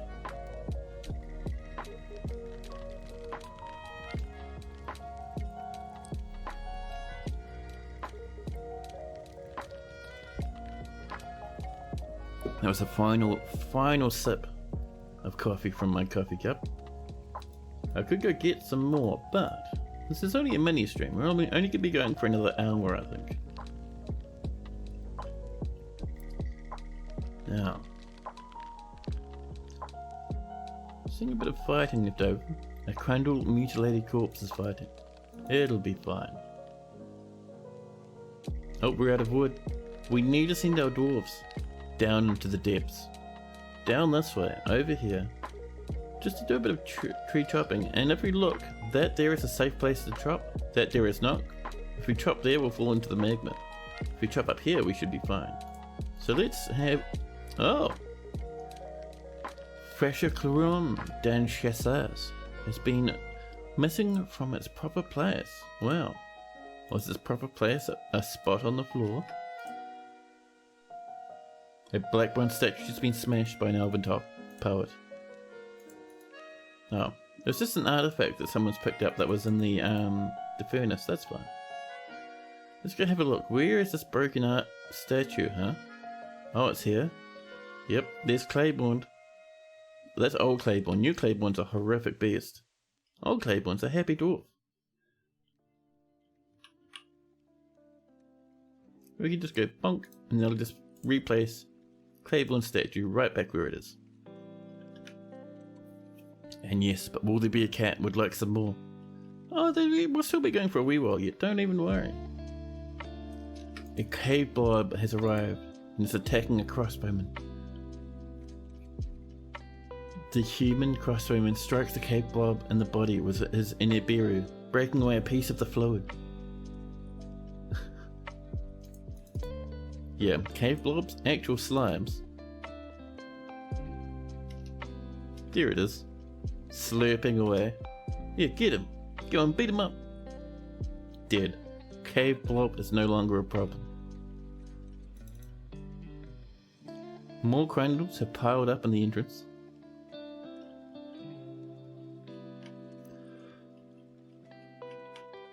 Ooh, pardon me, the power of these yawns is increasing, and that is a crandall corpse. What are you doing down here? We're going to send our miners down. Let's send in the silvery confinements to deal with this corpse. Get him. Oh, someone killed it. The peasant runs up like it was nothing and just annihilates the enemy. Also, miasma and some butchers. Empty butchers.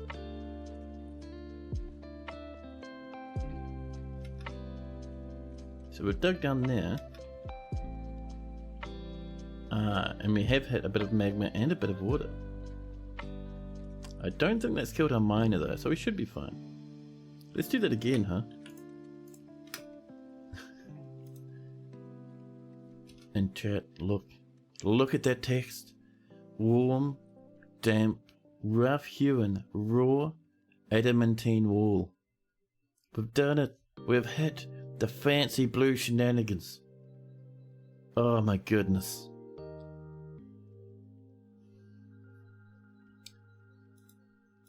Will I turn it into massive amounts of weapons and armor? Meh, we might make a couple of swords or something.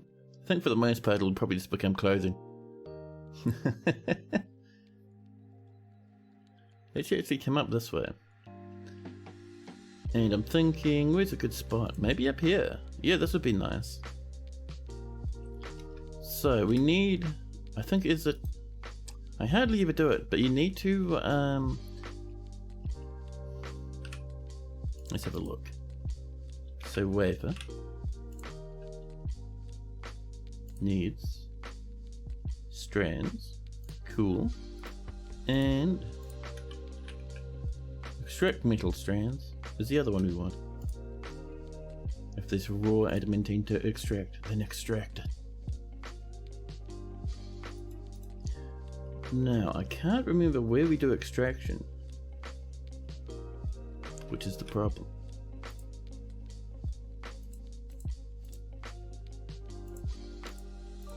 It might be done. I don't know actually, I hardly ever do adamantine stuff.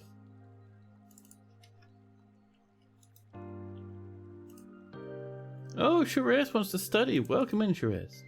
Help yourself.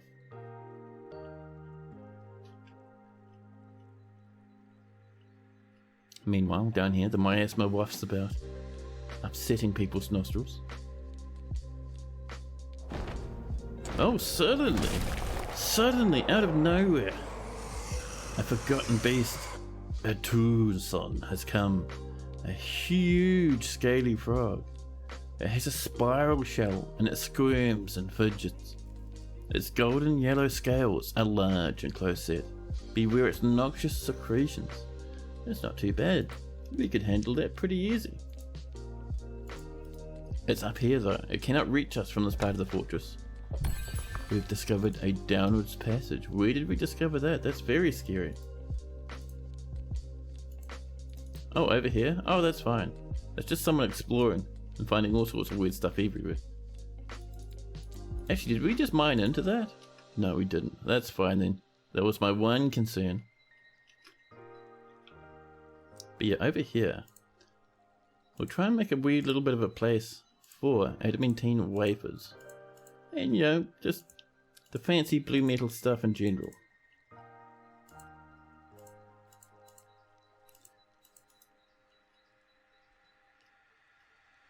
There we go. That's our entrance point right there. There we are.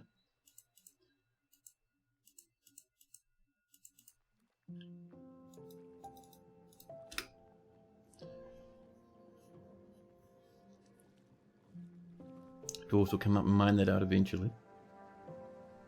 Well, that's happening. Let's see how we're doing down here, huh?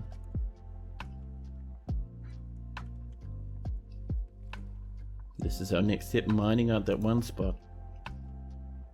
It's a little bit of magma there, but not enough for me to be concerned about. What do you mean interrupted by a tick demon? What? Suspend manager has turned itself on again. Some migrants have arrived despite the danger. They'll bring us up almost up to 200 if we're lucky. The tick demon is fighting. The elf planter MP butcher points at the tick demon. The tick demon breathes a cloud of tick demon extract vapor and slams into an obstacle. Stop causing a ruckus down there. There we go. Ah, so that magma's gone. We have a lot of water down here though. So, we could channel that. It wouldn't help too much. We want to kind of go off this way. The problem with that is we've got that yucky monster nearby. We could come down this way from over here. That could work. You just be careful with that, wee lad. See how well that works. Oh, that's right on the edge. Maybe not that spot. About there. Yeah, that's not too bad. All the way down to there. There we go. A new petition. The evils of starving. These lads have been asking to come here for the past 10 years. The answer was always no. Every time.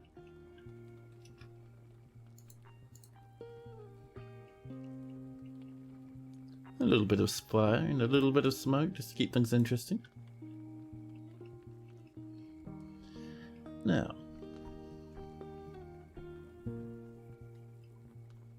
we'll keep an eye on this. Someone will come up to mine it out shortly, I'm certain. People keep detecting sapphire and stuff. Animals running around down in the caverns.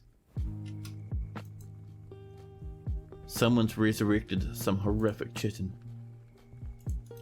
At the entrance to the fortress, we've discovered an unusual volcanic wall studded with gems.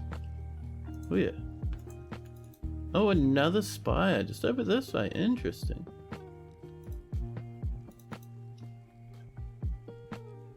There's quite a bit of fighting going on. What are you up to? Oh, you're down here getting spooked by monsters. Oops, suddenly a Tanner has been missing for a week. You should be careful there, Dwee Dwarfies.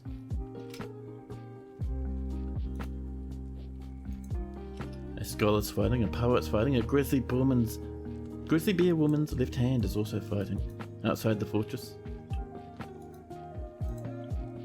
Ming's corpse is fighting now. That's just the problem with having necromancers everywhere. There's necromancers everywhere. The goblin poet is fighting against various stuff. Oh, it's all happening out on the surface. This just visitors causing a big ruckus. It's fine.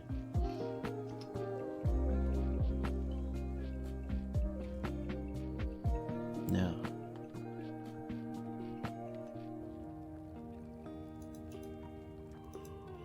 goblin poet and necromancers. Oh, necromancer, why are you fighting, buddy? You're gesturing and now you're panicking. Oh, you're resurrecting everything that's down here? That's very dangerous, buddy. Oh, There we go. There's someone's left upper arm. Resurrected and crawling about now.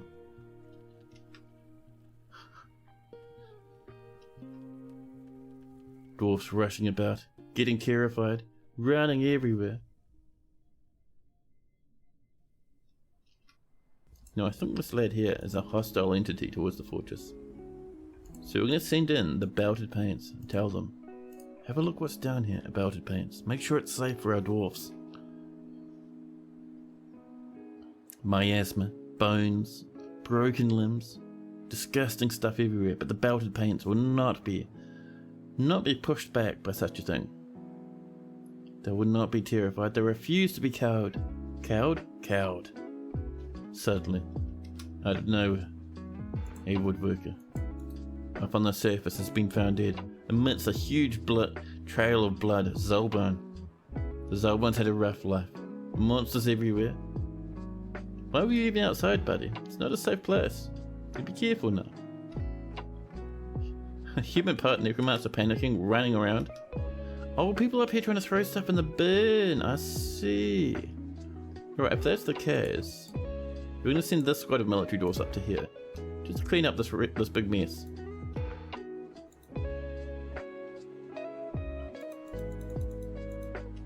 We have struck some more in over this way. Now, they might not be cowed, but they will be a bit bullied. Yeah, just a little bit.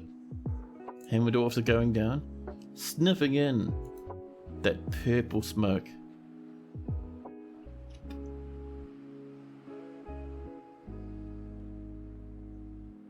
Yeah, I think we're fine now. People are rushing everywhere down here. Miasma all over the place. Why are you panicked by, buddy? Terrified while in conflict, but you're not fighting anyone. That's an empty butcher. They're not hostile. They're not part of a group. Maybe they are hostile.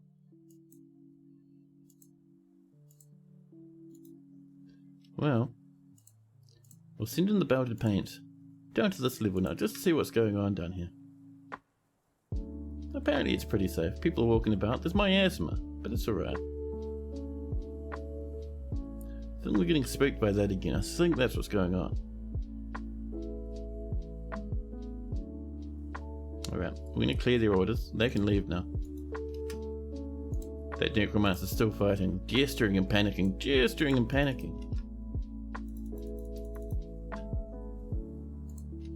The silvery confinement up on the surface. They'll be marching up here shortly. Here we go, they're coming out. Just making sure things are safe. Yeah, looks like there's no more monsters up here. So people will be able to throw stuff in the bin pretty happily. Good job, dwarves. You can go back to your station. Or back to the barracks, really. Mutilated criminal corpses are fighting. More pearl ash has been completed.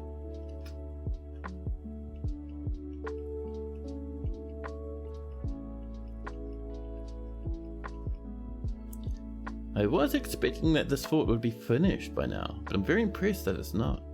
It's been working very hard, these dwarves. Stop panicking, man. There's nothing to panic about. That's so annoying. Listen, I would like to see what's going on over here.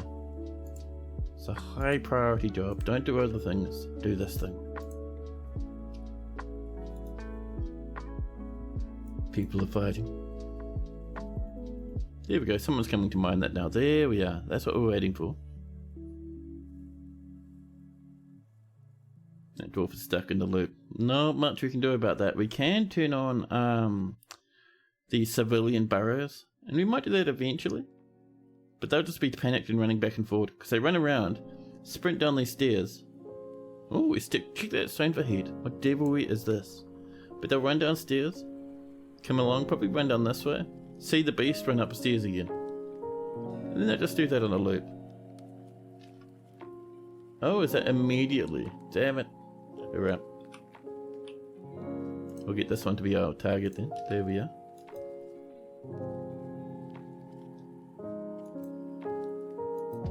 Let's see. The necromancer bard shares many secrets, so they come to this fortress. Even if they're a visitor, they come in and they read our books on the secrets of necromancy, and they turn into necromancers. This fort will have 100 billion necromancer towers now. I love it. That'll get done shortly, especially if I unpause the game.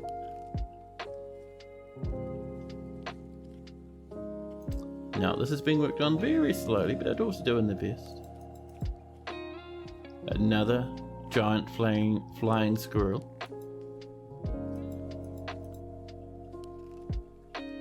Now over here, our engravers are starting to work hard. Perfect. A dwarf miner necromancer detailing the floor. Skilled and adequate engravers, perfect.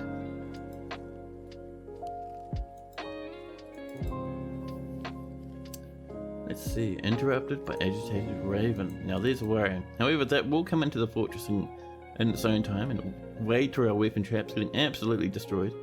A stray baby alpaca has been missing for a week. People are sparring, getting their skills up.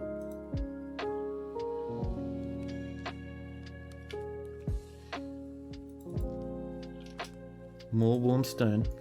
Oh, over this way? Oh yeah, we snuck into a bit of lava over there. Well, that's annoying. We'll have to go to this side if we can. Because again, we can't get down there because that's all water. And there's a tick demon nearby. We can't get to that tick demon at all. It's so annoying. So, let's make our way over here, shall we? And then from there, we can keep digging down if we're lucky. More plants being turned into slurry. That will get us some very, very nice paper shortly. Oh snap, that's not good. That's not good. Another fortress killer has entered. The were mammoth Pedude Barrelsala has come. A very large mammoth, twisted into humanoid form. It is crazed for blood and flesh. Its eyes glow red. Its dark brown hair is very curly. Now you will know why, you feather knights. An entire mammoth ready for destruction. Now, we've noticed it at some point near the entrance of the fortress, and look at this beast.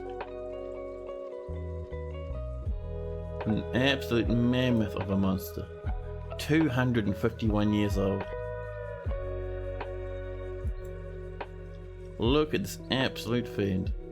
Dwarfing everything around it. This will be huge. Tavern Keeper. Tavern Keeper, you better not get in combat. You better not get bitten. You'll kill the fortress. That's one, run away. We are... Now, is there a way for us to lock the front door? I can't remember. Let's see, coming down this way. The answer is no, we cannot lock the front door at the moment. That's also known as a whoopsie daisy, because that beast will make it in the fort and kill everything. Simply because it'll spread its were mammoth disease everywhere. So, we need a gem setter. No, what we need, so we'll just put in a couple of nice wee doors, there and there. We're missing a door. This keeps getting worse and worse. Worse and worse and worse. With every passing moment. So on, buddy, come inside. Hopefully the weird creature will run into these zombies outside. Oh. A furnace operator called Cole has turned up. Healthy and terrified while in conflict. Now, as is tradition, I don't check for dwarves that get bites from were people because I think it's very boring and annoying having to look through it. So, if we get weird creatures inside the fort, we get weird creatures inside the fort. And that's another military dwarf. Murdered, killed by the beast. It's just a large mammoth twisted into a humanoid form that's contagious and enraged. How bad can it be? Exactly. The creature itself isn't too bad, it's very strong. But it's about the bites, man. The bites are what we're concerned about. Dwarfs are rushing about, getting spooked. Suddenly, a gem setter encounters the were mammoth. The were mammoth, I think, is quite sore. Cannot stand, cannot grasp motor and sensory nerve damage. However, it's more than enough to kill a dwarf. An empty butcher's nearby, a scholar doing their best to survive. The scholar dies. Nearby, a siege engineer runs out. Yeah, this thing is pretty mean. However, our fish dissector doc has come out. No health injuries. And the beast is slain. Nicely done. We're mammoths. A little bit of a concern, but if we're lucky. So 1, 2, 3, 4, 5 people have died. A tavern keeper, a blacksmith, a siege engineer, a scholar, and a gem setter passed away in the carnage. We need a new tavern keeper. We'll scroll down. I'll give it the job too. A dwarf waxworker necromancer. There you go.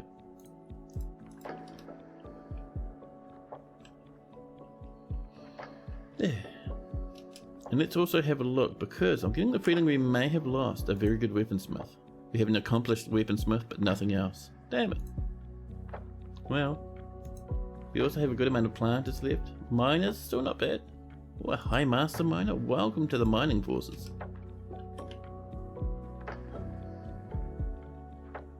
New petition. Kib, driven guilds, I'm sorry. There'll be a safer place for you somewhere else. Suddenly, without any warning, something evil emerges from the newly exposed pocket. It is a web-slinging bull monster. Kumel, poor old heartbroken Kumel.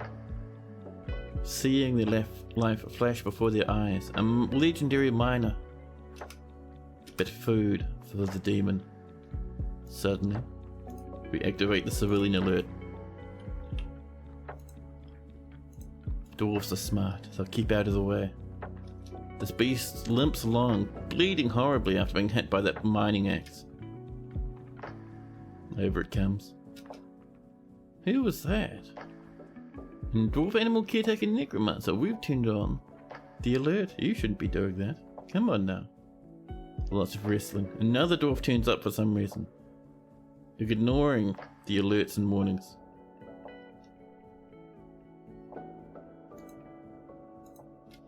Barrow 1 still exists. Up the beast comes. Through the main entrance to the fortress. Across the glass floor. And up to here. Fighting and fighting and fighting. But suddenly, we lock all the doors and trap it. In our horrible spike corridor. There we go. Clear the civilian alert and the job is done. Let's pull this lever and repeat, shall we? Also keep an eye on this if you're new to Dwarf Fortress. Now that we've been attacked by a werebeast, if anyone's gotten bitten, when that is a full moon again, they will transform. And they will completely cause big ruckus if they've been bitten. I think we were lucky though. I don't think we got bitten. There we are. Pull the levers on repeat. And all should come over. This lad is stuck. And once that repeat lever goes, this lad will die very, very quickly.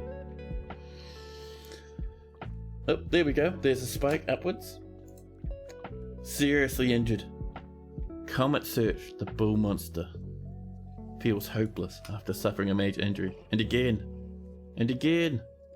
Keep going. Look at those spikes come up and down. There we go. The beast. The beast is slain. Little wee spike corridor. You've done a fantastic job.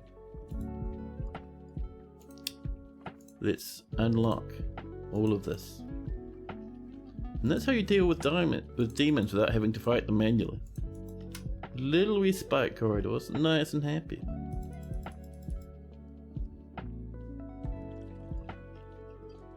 Now, an elven dancer is stumbling about, obliviously. And with that dealt with, let's get back down here and do some more mining, shall we? Look at that patch of rough blue diamonds. So our goal is to start coming one more over. So we're going to go from here. And we're going to come down and see what that gets us. Hey, Swordsdwarf has come to visit. We have 5,000 of food, 2,407 drink, 1,500 bits of meat, and a good amount of plants. We're doing very well actually. This is fantastic.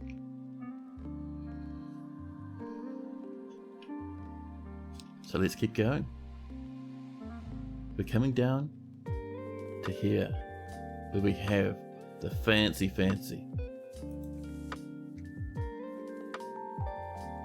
Let's see, we need more written on choirs. That's fine. Someone's coming to mind. Suddenly, a riot breaks out. Ravens, mutilated corpses, butchers, grizzly bear men, everything everywhere. It's fighting. So what's happened was a necromancer was down here and they got spooked by a raven and they resurrected every single one of these corpses on this massive pile of dead. And now everything is fighting everyone all the time. Human powered empty butcher is dead. A dwarf animal caretaker necromancer has been found dead. A dwarven child has been found dead. Yeah, things get a bit crazy. It looks like all the undead have calmed down. And minor necromancer dead.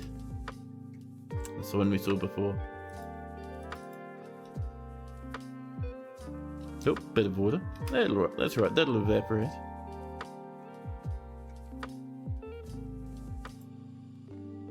The ghostly craft dwarfs, Batter's Ming. Ater. An opossum head is fighting now. More and more things get resurrected. Let's see if we don't have a spare slab, shall we? Material after placement. We have two. Both Aeters, the power twins. We will banish their ghosts.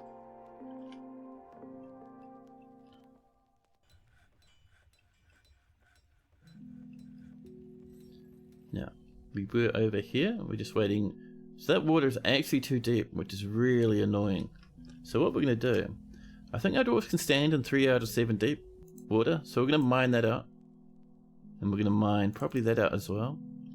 That should be pretty good, I think. That should give that water there a little bit more of a chance to start draining, which is exactly what we want.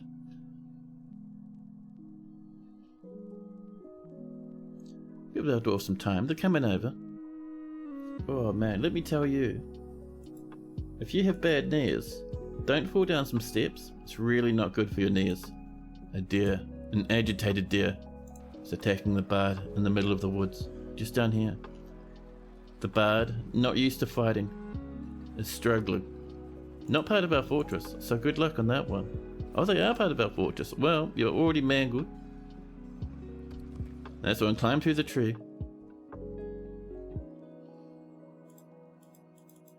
We're going to send out the silvery confinement, just to get rid of that beast, the agitated deer.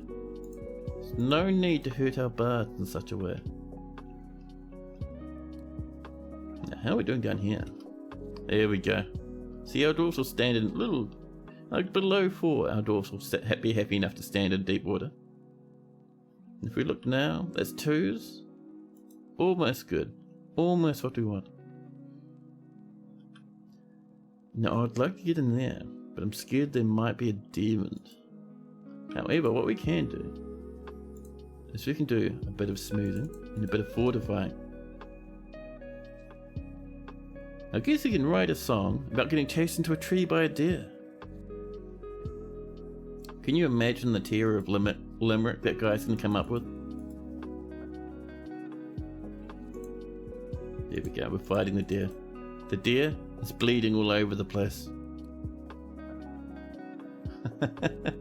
Deer, mangled, mutilated corpse along with 100,000 deer teeth. Good job, dwarfs.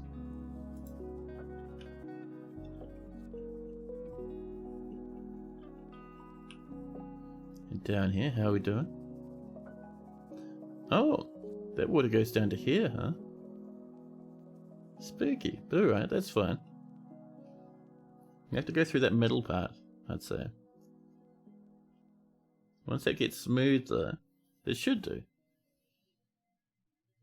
Oh, people are grabbing some web. I saw them sneaking around down there.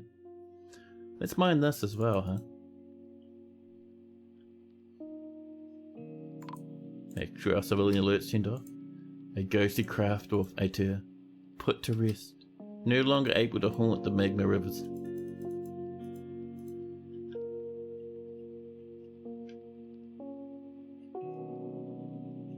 Oh. Oh man, I'm so hungry. There we go, our dwarves are coming over. The necromancer is fighting. Who are you fighting? Oh, you're resurrecting stuff? I must withdraw, they cry. Mate, there's nothing down here. There's some cranberry vines and some whip vines. And a whole bunch of lentils and whatnot. There's a lot of good little wee berries down here. It's nice. However, we're in early autumn. The dwarves will be arriving soon. We should get another migration wave and the dwarven caravan. I don't think we'll get the king. We're close to getting the king, I think, but I don't think we're quite there. But that's right, we're getting our adamantine anyway. We're saving and saving. Saving and saving and saving. Man, oh man, this fortress, I've got to say, has been really succeeding this past week. I've been so surprised. I was expecting it to die at the beginning of this weekend, but no. The fortress fights and continues to struggle. It's not bad.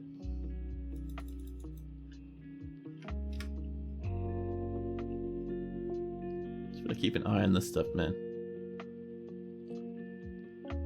Bull monster goo. Kumul finger glazed blood. Zalban's blood. Madness. The evils of starving has come back again. And the ghostly armourer can be heard howling throughout the fortress. A scholar is fighting the grisly band empty butcher now. There we go, we got some more rubies, and this is a bit shallower. I don't think our dwarves want to smooth that, I think it's too deep for smoothing. You can do a bit of mining though. A dwarf blacksmith empty butcher has been found dead. People are just lying there in beds with their entrails draped across the floor. That's brutal, man. Is our hospital still functioning? Yeah. Let's do a spare doctor, huh? Irish the woodcutter. And maybe the surgeon. There we go. Good job.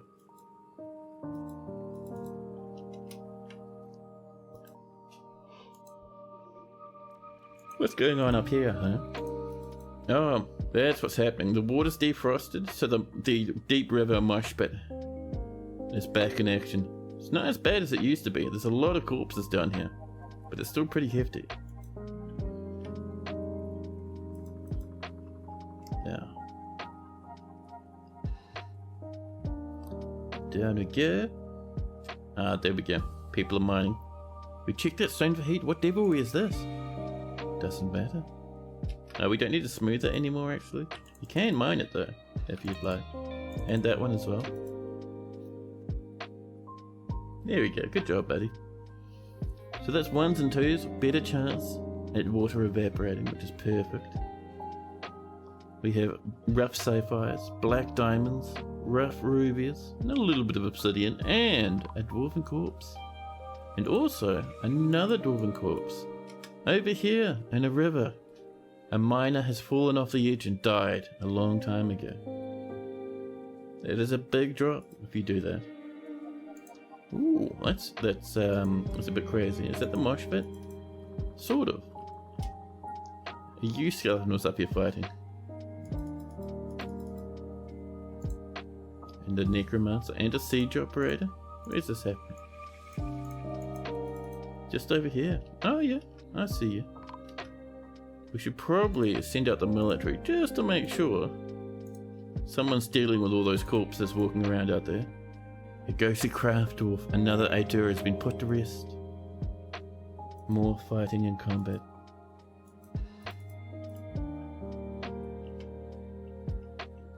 Oh, stifling the yawns, I'm telling you. A dwarf bard necromancer, dead to the power of the zombie sheep. Death after death. No one can stop the zombie sheep, apart from the military. Oh, people keep getting resurrected. I saw them flicker. I saw what was happening. Letast, Akamanapib, Zekel Zaglar, the dwarven swordsmaster necromancer, has bestowed the name Uruth Nazon upon an iron shield. Nicely done, buddy. That same dwarf siege operator has been found dead 3 times in a row. The combat went out of control. I'll send these lads back inside. Thank you, dwarfs. Our military is very strong and they're pretty much the only thing keeping the fortress running.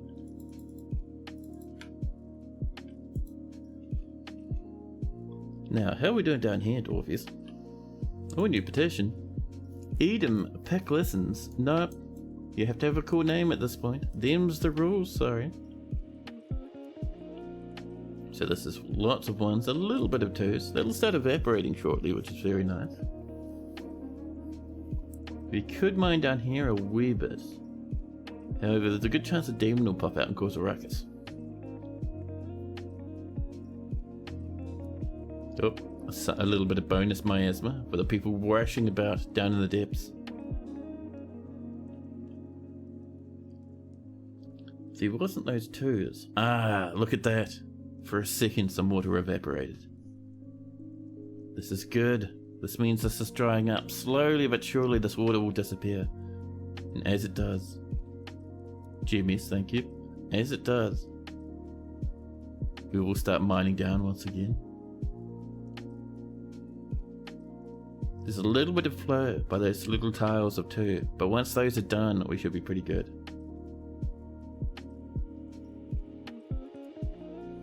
Now, while that's happening, the Necromancer Holy Tower has been fighting. What have you been fighting?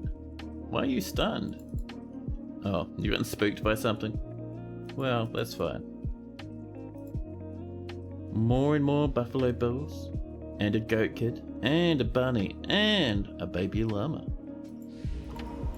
Suddenly, a dwarf planter, Necromancer, is struck by possession.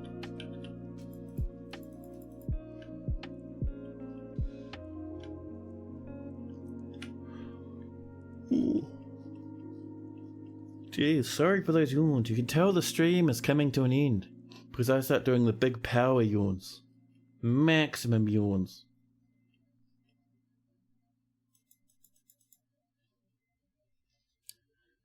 I'm tempted to mine over this way actually. Somewhat tempted. We could mine here. I think that's a safer spot. We'll let a little bit of magma in, but the water will turn it into obsidian and it'll get rid of a little bit of water as well. A scholar is visiting. Oh, miasma. Yum. Let's see, do we have spaces for corpses up here? Or are we all out? I think we might be out. Let's have a look around, but I don't think we've mined some new ones, have we? No, I don't think so. No, we did, didn't we? Where did we put that new little stack of tombs? There's some up here we can put in. This isn't the ones we mined out recently, but we'll still take these. Snacking some doors as well. And get ourselves some new tombs over here. Be a few more buried dwarfs fairly shortly. Now, where was the other one? We had half finished it, didn't we? Ah, here we are. We needed more and more doors. We had one more door. Listen, game, that's not even funny. That's not even funny. The ravens are fighting now. It's alright, it's only ravens. I'll just walk into the weapon traps eventually. And get absolutely bullied. Suddenly, Cyril, the necromancer, has claimed themselves a stoneworker's workshop. Good luck, Cyril. We should have what you need. We have heaps of stuff all over the fortress.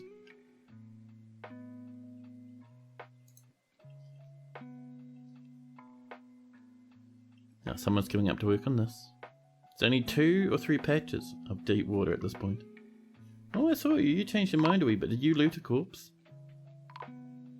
The dwarf siege operator, who was spam resurrected for a while, has been missing for a good long time. Not really though. We know how that works. Here we go, and be careful, don't catch fire. Ooh, that was dodgy, Mr. Dyer. I saw you. Standing in the magma, keeping safe due to the water. Yeah, the slab did not burn up at all. However, that corpse that was there, that's gone now. Bit of magma rushing in. A little bit more than I was hoping. I was hoping the water would get rid of it. We've lost this now. That was dumb, but alright. I was hoping the water would turn us into a bit of obsidian up there, but no. That's all just part of the magma sea now. However, if we don't breathe in too deeply, we can come down here. Oh. Oh, snap! Chat. Bad news. Remember what I was saying about how were creatures can be fortress killers? Suddenly, in the hospital, alerted by the screams of death and carnage, we look and we see big, massive pools of blood, and in the middle of all the carnage, 4 were creatures. These are were mammoths. Hello, Sentient Potato, sneaking in just to start watching the fall of the fortress, and Windfray, welcome into the chat. Hope you've been having a nice day. So earlier on, for our new entrances, we had a single were mammoth attack the fortress. We killed it pretty early, but it looks like some people got bit and brought into the hospital. And every single full moon, we have one at the moment, we can't see because it's raining, but every single full moon, anyone who's bit by a were creature turns into another were creature. And they will go on a rampage throughout the fortress. Already we can see one dwarf has died 3 times in a row. What's happened there is they've died, and then a necromancer nearby has resurrected them, and then they've died again, and then they got resurrected and died again. Cyril's begun the construction. We'll check out Cyril eventually. But Urus the tavern keeper, Asmel a gem setter, and Cole a furnace operator turned into were mammoths. The problem is we don't have a closed off hospital, so we can't lock them in here. We send up the military. Desperate. And anyone, Les DK, welcome in. This looks fun. Yes, this is fun, surrounded by exclamation points. This is the dwarven tier of fun. Can't get much more fun than this. And while that's happening, 8 caravans arrived. Well, we'll trade with them if we survive the carnage. Doctors, butchers, stone cutters, dwarves wielding splints, necromancers nearby, everyone joining in on the melee. A huge plume of mist erupting from the well. Has someone fallen into the well? It doesn't look like it. Did someone smash the bucket down here? It's very strange. Dwarf after dwarf dies. Phil says, what does meatballs taste like? They taste like meatballs, man. Death after death after death. Caton dying twice. The dwarven child has been murdered. Orist, the swords dwarf necromancer, has been found dead. Our military's rushing in to help now. Nearby is a wrestler with a weapon. Yeah, there's no worries, Phil. Welcome into chat, by the way. Carnage everywhere. More and more were creatures springing up. Every rattle you hear is a dwarven death. Carnage.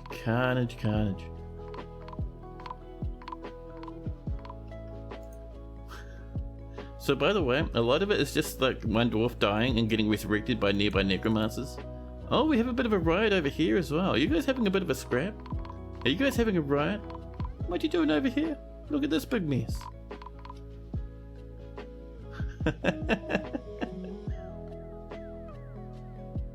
So one problem we're seeing is were mammoths are dying and then getting resurrected. You're assuming there are purists who hate the necromancer elements. So that's a good question. I don't know if anyone's prejudiced against necromancers in Dwarf Fortress. I actually don't know that one. It's interesting though. Rattle rattle, as deaths and resurrections occur, one after the other. Yeah, we're having to kill like the same were mammoth time and time again. Because of our necromancers. Yeah, death's over here. Deaths all over the place on the surface. These beasts are still fighting. We're gonna send up... Okay, everyone's told to station up here. They haven't been able to. I think there's a big riot going on pretty much everywhere at this point, which is stopping them from coming over. There is this big fight over here for some reason. That isn't helping things. Populations... Our population's 155, jumps back up to 157. Watch that number.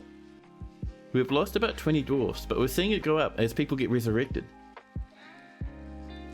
It all seems a bit mad, as an outsider. Yes, this is Dwarf Fortress at boat murdered level, where everything just collapses. Everyone starts dying everywhere. There's carnage. Someone's lying on a bed with an entrail spread across the hospital. There's blood smeared everywhere. Giant werebeasts thundering about. Necromancers resurrecting everyone around them in panics. Blood, vomit and tears in all directions. Our military is desperately trying to keep things in order. Rattle after people keep dying. That's someone's tooth, by the way. Nope, that's a misclick. There we go. So right there. Why can we not select that? You know, I think that's actually Asmal's tooth is alive. From the looks of things. That's very strange. Maybe a bit bugged. But we can't select that undead. But alright. Rattle after rattle. Death after death after death. Hundreds. We're down to 150. No, 152 again. Watch that flick up and down. It's amazing. Necromancers are keeping the fort alive. At the same time damaging it severely. FPS is at 6 due to everyone resurrecting and fighting constantly. 150, 149. I think Dwarf Fortress just crashed. Well. Oh snap. Poor good old Dwarf Fortress. Just died. However,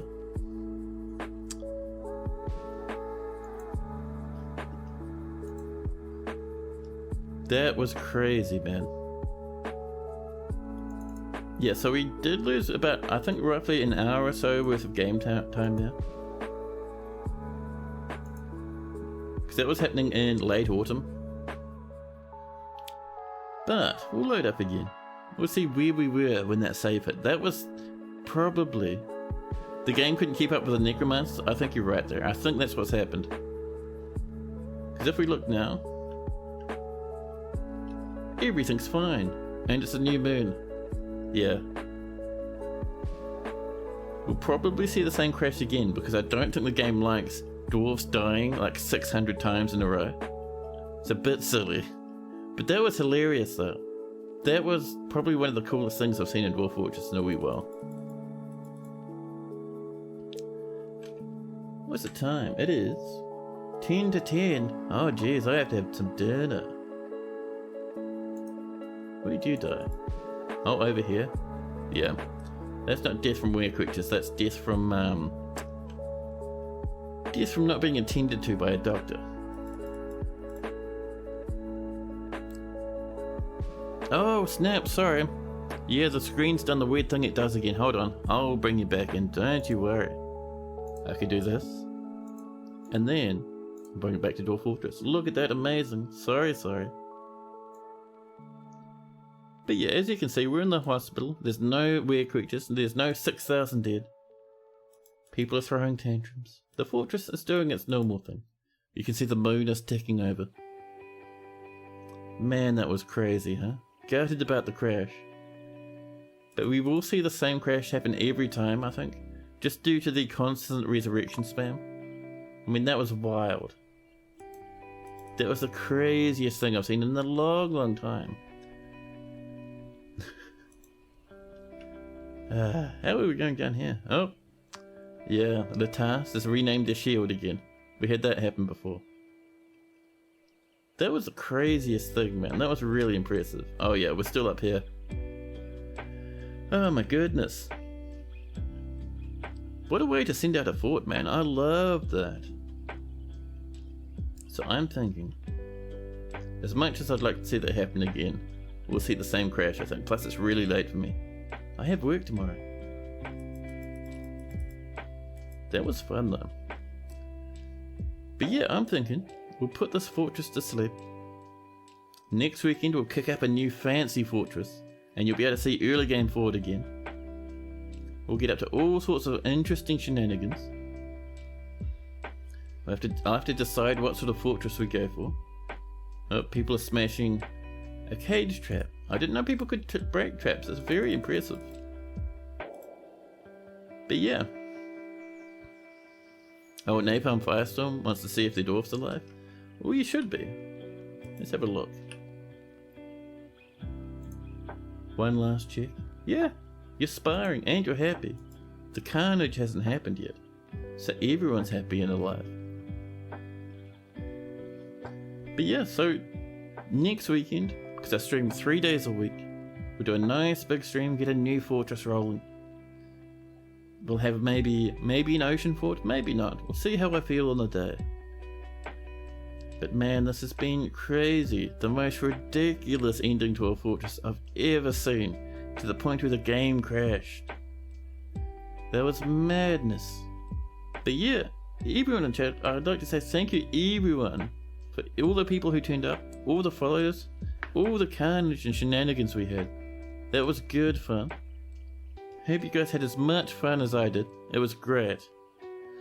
In the meantime, make sure, if you haven't already, pop into my Discord. It's a nice wee quiet place, but people hang out and post their artwork and post a bit of Dwarf Fortress shenanigans from time to time. And I think we'll do a bit of a raid out, shall we? I'm certain we can find someone. Oh, should we wait 10 seconds? Should we wait 10 seconds? Just before we raid out? Just to see the beginnings of the ruckus again. Just for fun, right? But yeah, I've got to say I'm still impressed with how much of an absolute just carnage those necromancers and werebeasts created together. That was impressive. I was thinking that might cause a bit of a ruckus. I didn't expect them to cause so much of a ruckus. That not only did we see dwarves die repeatedly hundreds of times, but we also crashed the game. The war is near. It is. Man. Oh, that was good fun, dude.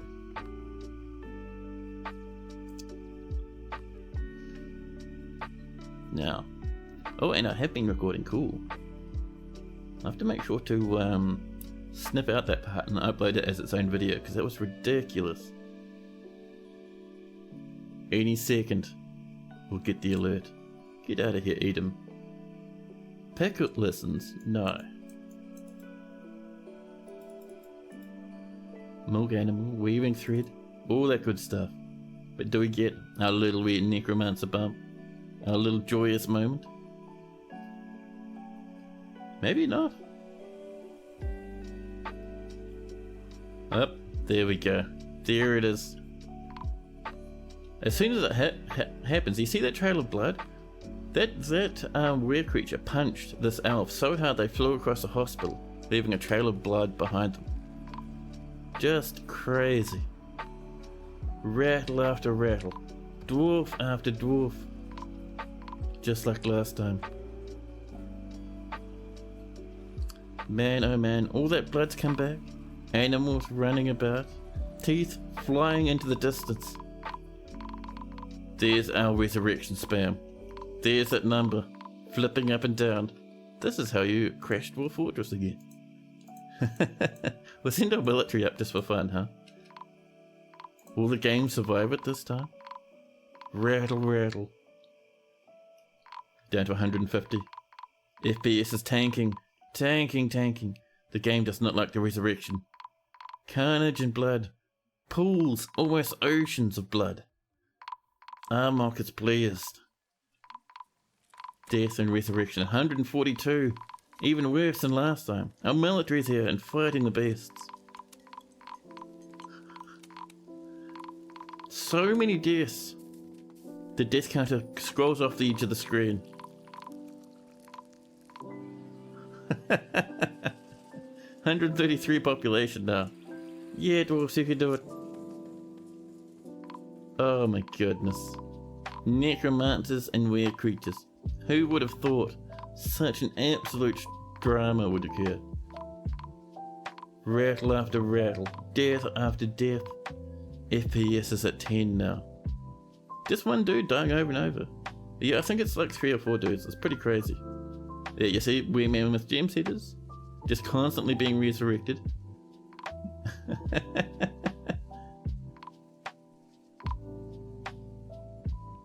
We're down to 119 population. FPS is at 5 now. My poor old computer is struggling and struggling. Oh my god. What a way to send off a fortress.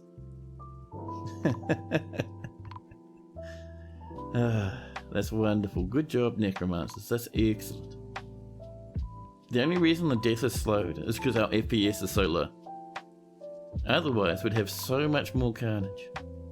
So many more rattles. Will the game survive it? Will we crash? We're down to 4 FPS. Part of the problem is some of those weird creatures are actually bits of weird creature that have been chopped off and then resurrected. Modoka, hello. Are they getting resurrected and then immediately transforming into weird creatures since they were infected before dying? Possibly actually. You want to see the carnage in ASCII? Funny if you got a ghost for each time they died. Yeah, that'd be crazy. We're just pausing. There we go. I think we're actually slowing down. We're not seeing any more weird creatures. Ah! The moon is finished. There were more weird creatures than before. Yeah, so what was happening, I think, is one of our military dwarfs would rush up and they'd chop off like the ear of one of the rare mammoths. And the ear would fly off into the distance, and then the necromancer nearby would resurrect the ear. And seeing as the game doesn't have animated sprites or have sprites for individual ears and nostrils, it'd just show the weird creature sprite instead. So I think that's what's happening. Maybe you can win some FPS if you disable temperatures and splashes. You can do. That's a good tip actually. However, our FPS is really low just because the game is just spamming resurrections constantly. So we're seeing people die 3 or 4 times a second, and heaps of people are dying 3 or 4 times a second. So the game is struggling. We are pushing it in a weird direction. It's good fun though. But yeah, we'll have a quick look at ASCII. So I know good old Sniper wanted to see. So let's see. Video. ASCII graphics. That's what it looks like. Not as dramatic, but you can see the blood everywhere. Let's go back into our happy, normal graphics. Maybe it splashes from blood. It could be. However, my computer's pretty strong. It can run entire rivers without lagging. Or it lags a little bit, but not to this point. I mean, it could be splashes from blood. It could be right there. The FPS is still low. The dwarves are calming down. The fighting is over. By the way, look at all those light blue dwarves. Those are intelligent undead, resurrected as zombies. The dark blue ones, they're angry, hostile zombies. So the fighting is still continuing. FPS is at 2. People are still dying. There's angry bits of a zombie everywhere. Dwarves didn't clean blood, right? They haven't yet. They can do. I think if all the fighting stops, they'd come up and clean all this up in a jiffy. But for the moment, this blood is just pooling everywhere.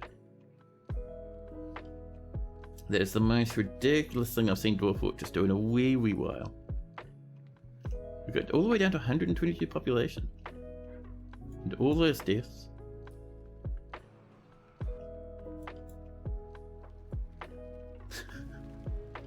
Oh.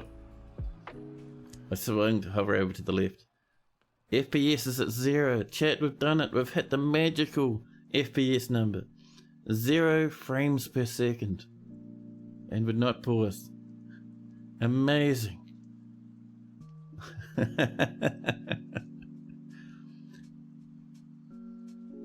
The dwarfs are not happy with how we've treated them. Dwarf Fortress is not happy with how we've treated the dwarfs. My CPU is not happy with how it's been treated. We're seeing a bit of movement occasionally. People are taking steps here and there. But yeah. We just pause for a quick second. FPS clicks up again. Lots of cancellations.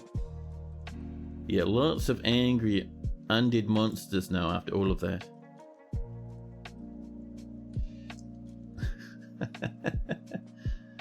So it looks like a lot of people were transforming and transforming back, which is very interesting. All that fighting. Ghosts everywhere. Zombies as far as the eye can see. Situations like that are what kept your interest in Dwarf Fortress. Yeah. Man, that FPS is bad though. I think that's it for this fortress. We had a humongous send-off. The carnage was so ridiculous that the FPS drops all the way down to 0. It's 2, but it's still descended. So I think it's time for us to say thank you, Dwarf Fortress. That was amazing. One of my favourite streaming moments so far, I've got to say. But I think it's time for us to roll a new fortress for the next stream. We'll do that next weekend. We'll have a nice wee fort, brand new, fresh, sparkling early game fortress. And for now that shenanigan has had its big moment and ripped the fortress into pieces. Jeez, can you imagine how many weird creatures we're getting next time? Look at setting to disable splashes. Maybe a game changer, maybe. But I think we're pretty much done here anyway. It's quite late for me. I need to go up and have some dinner. It's 10 PM. I'm a hungry wee lad. However, let's have a look around. Who can we raid?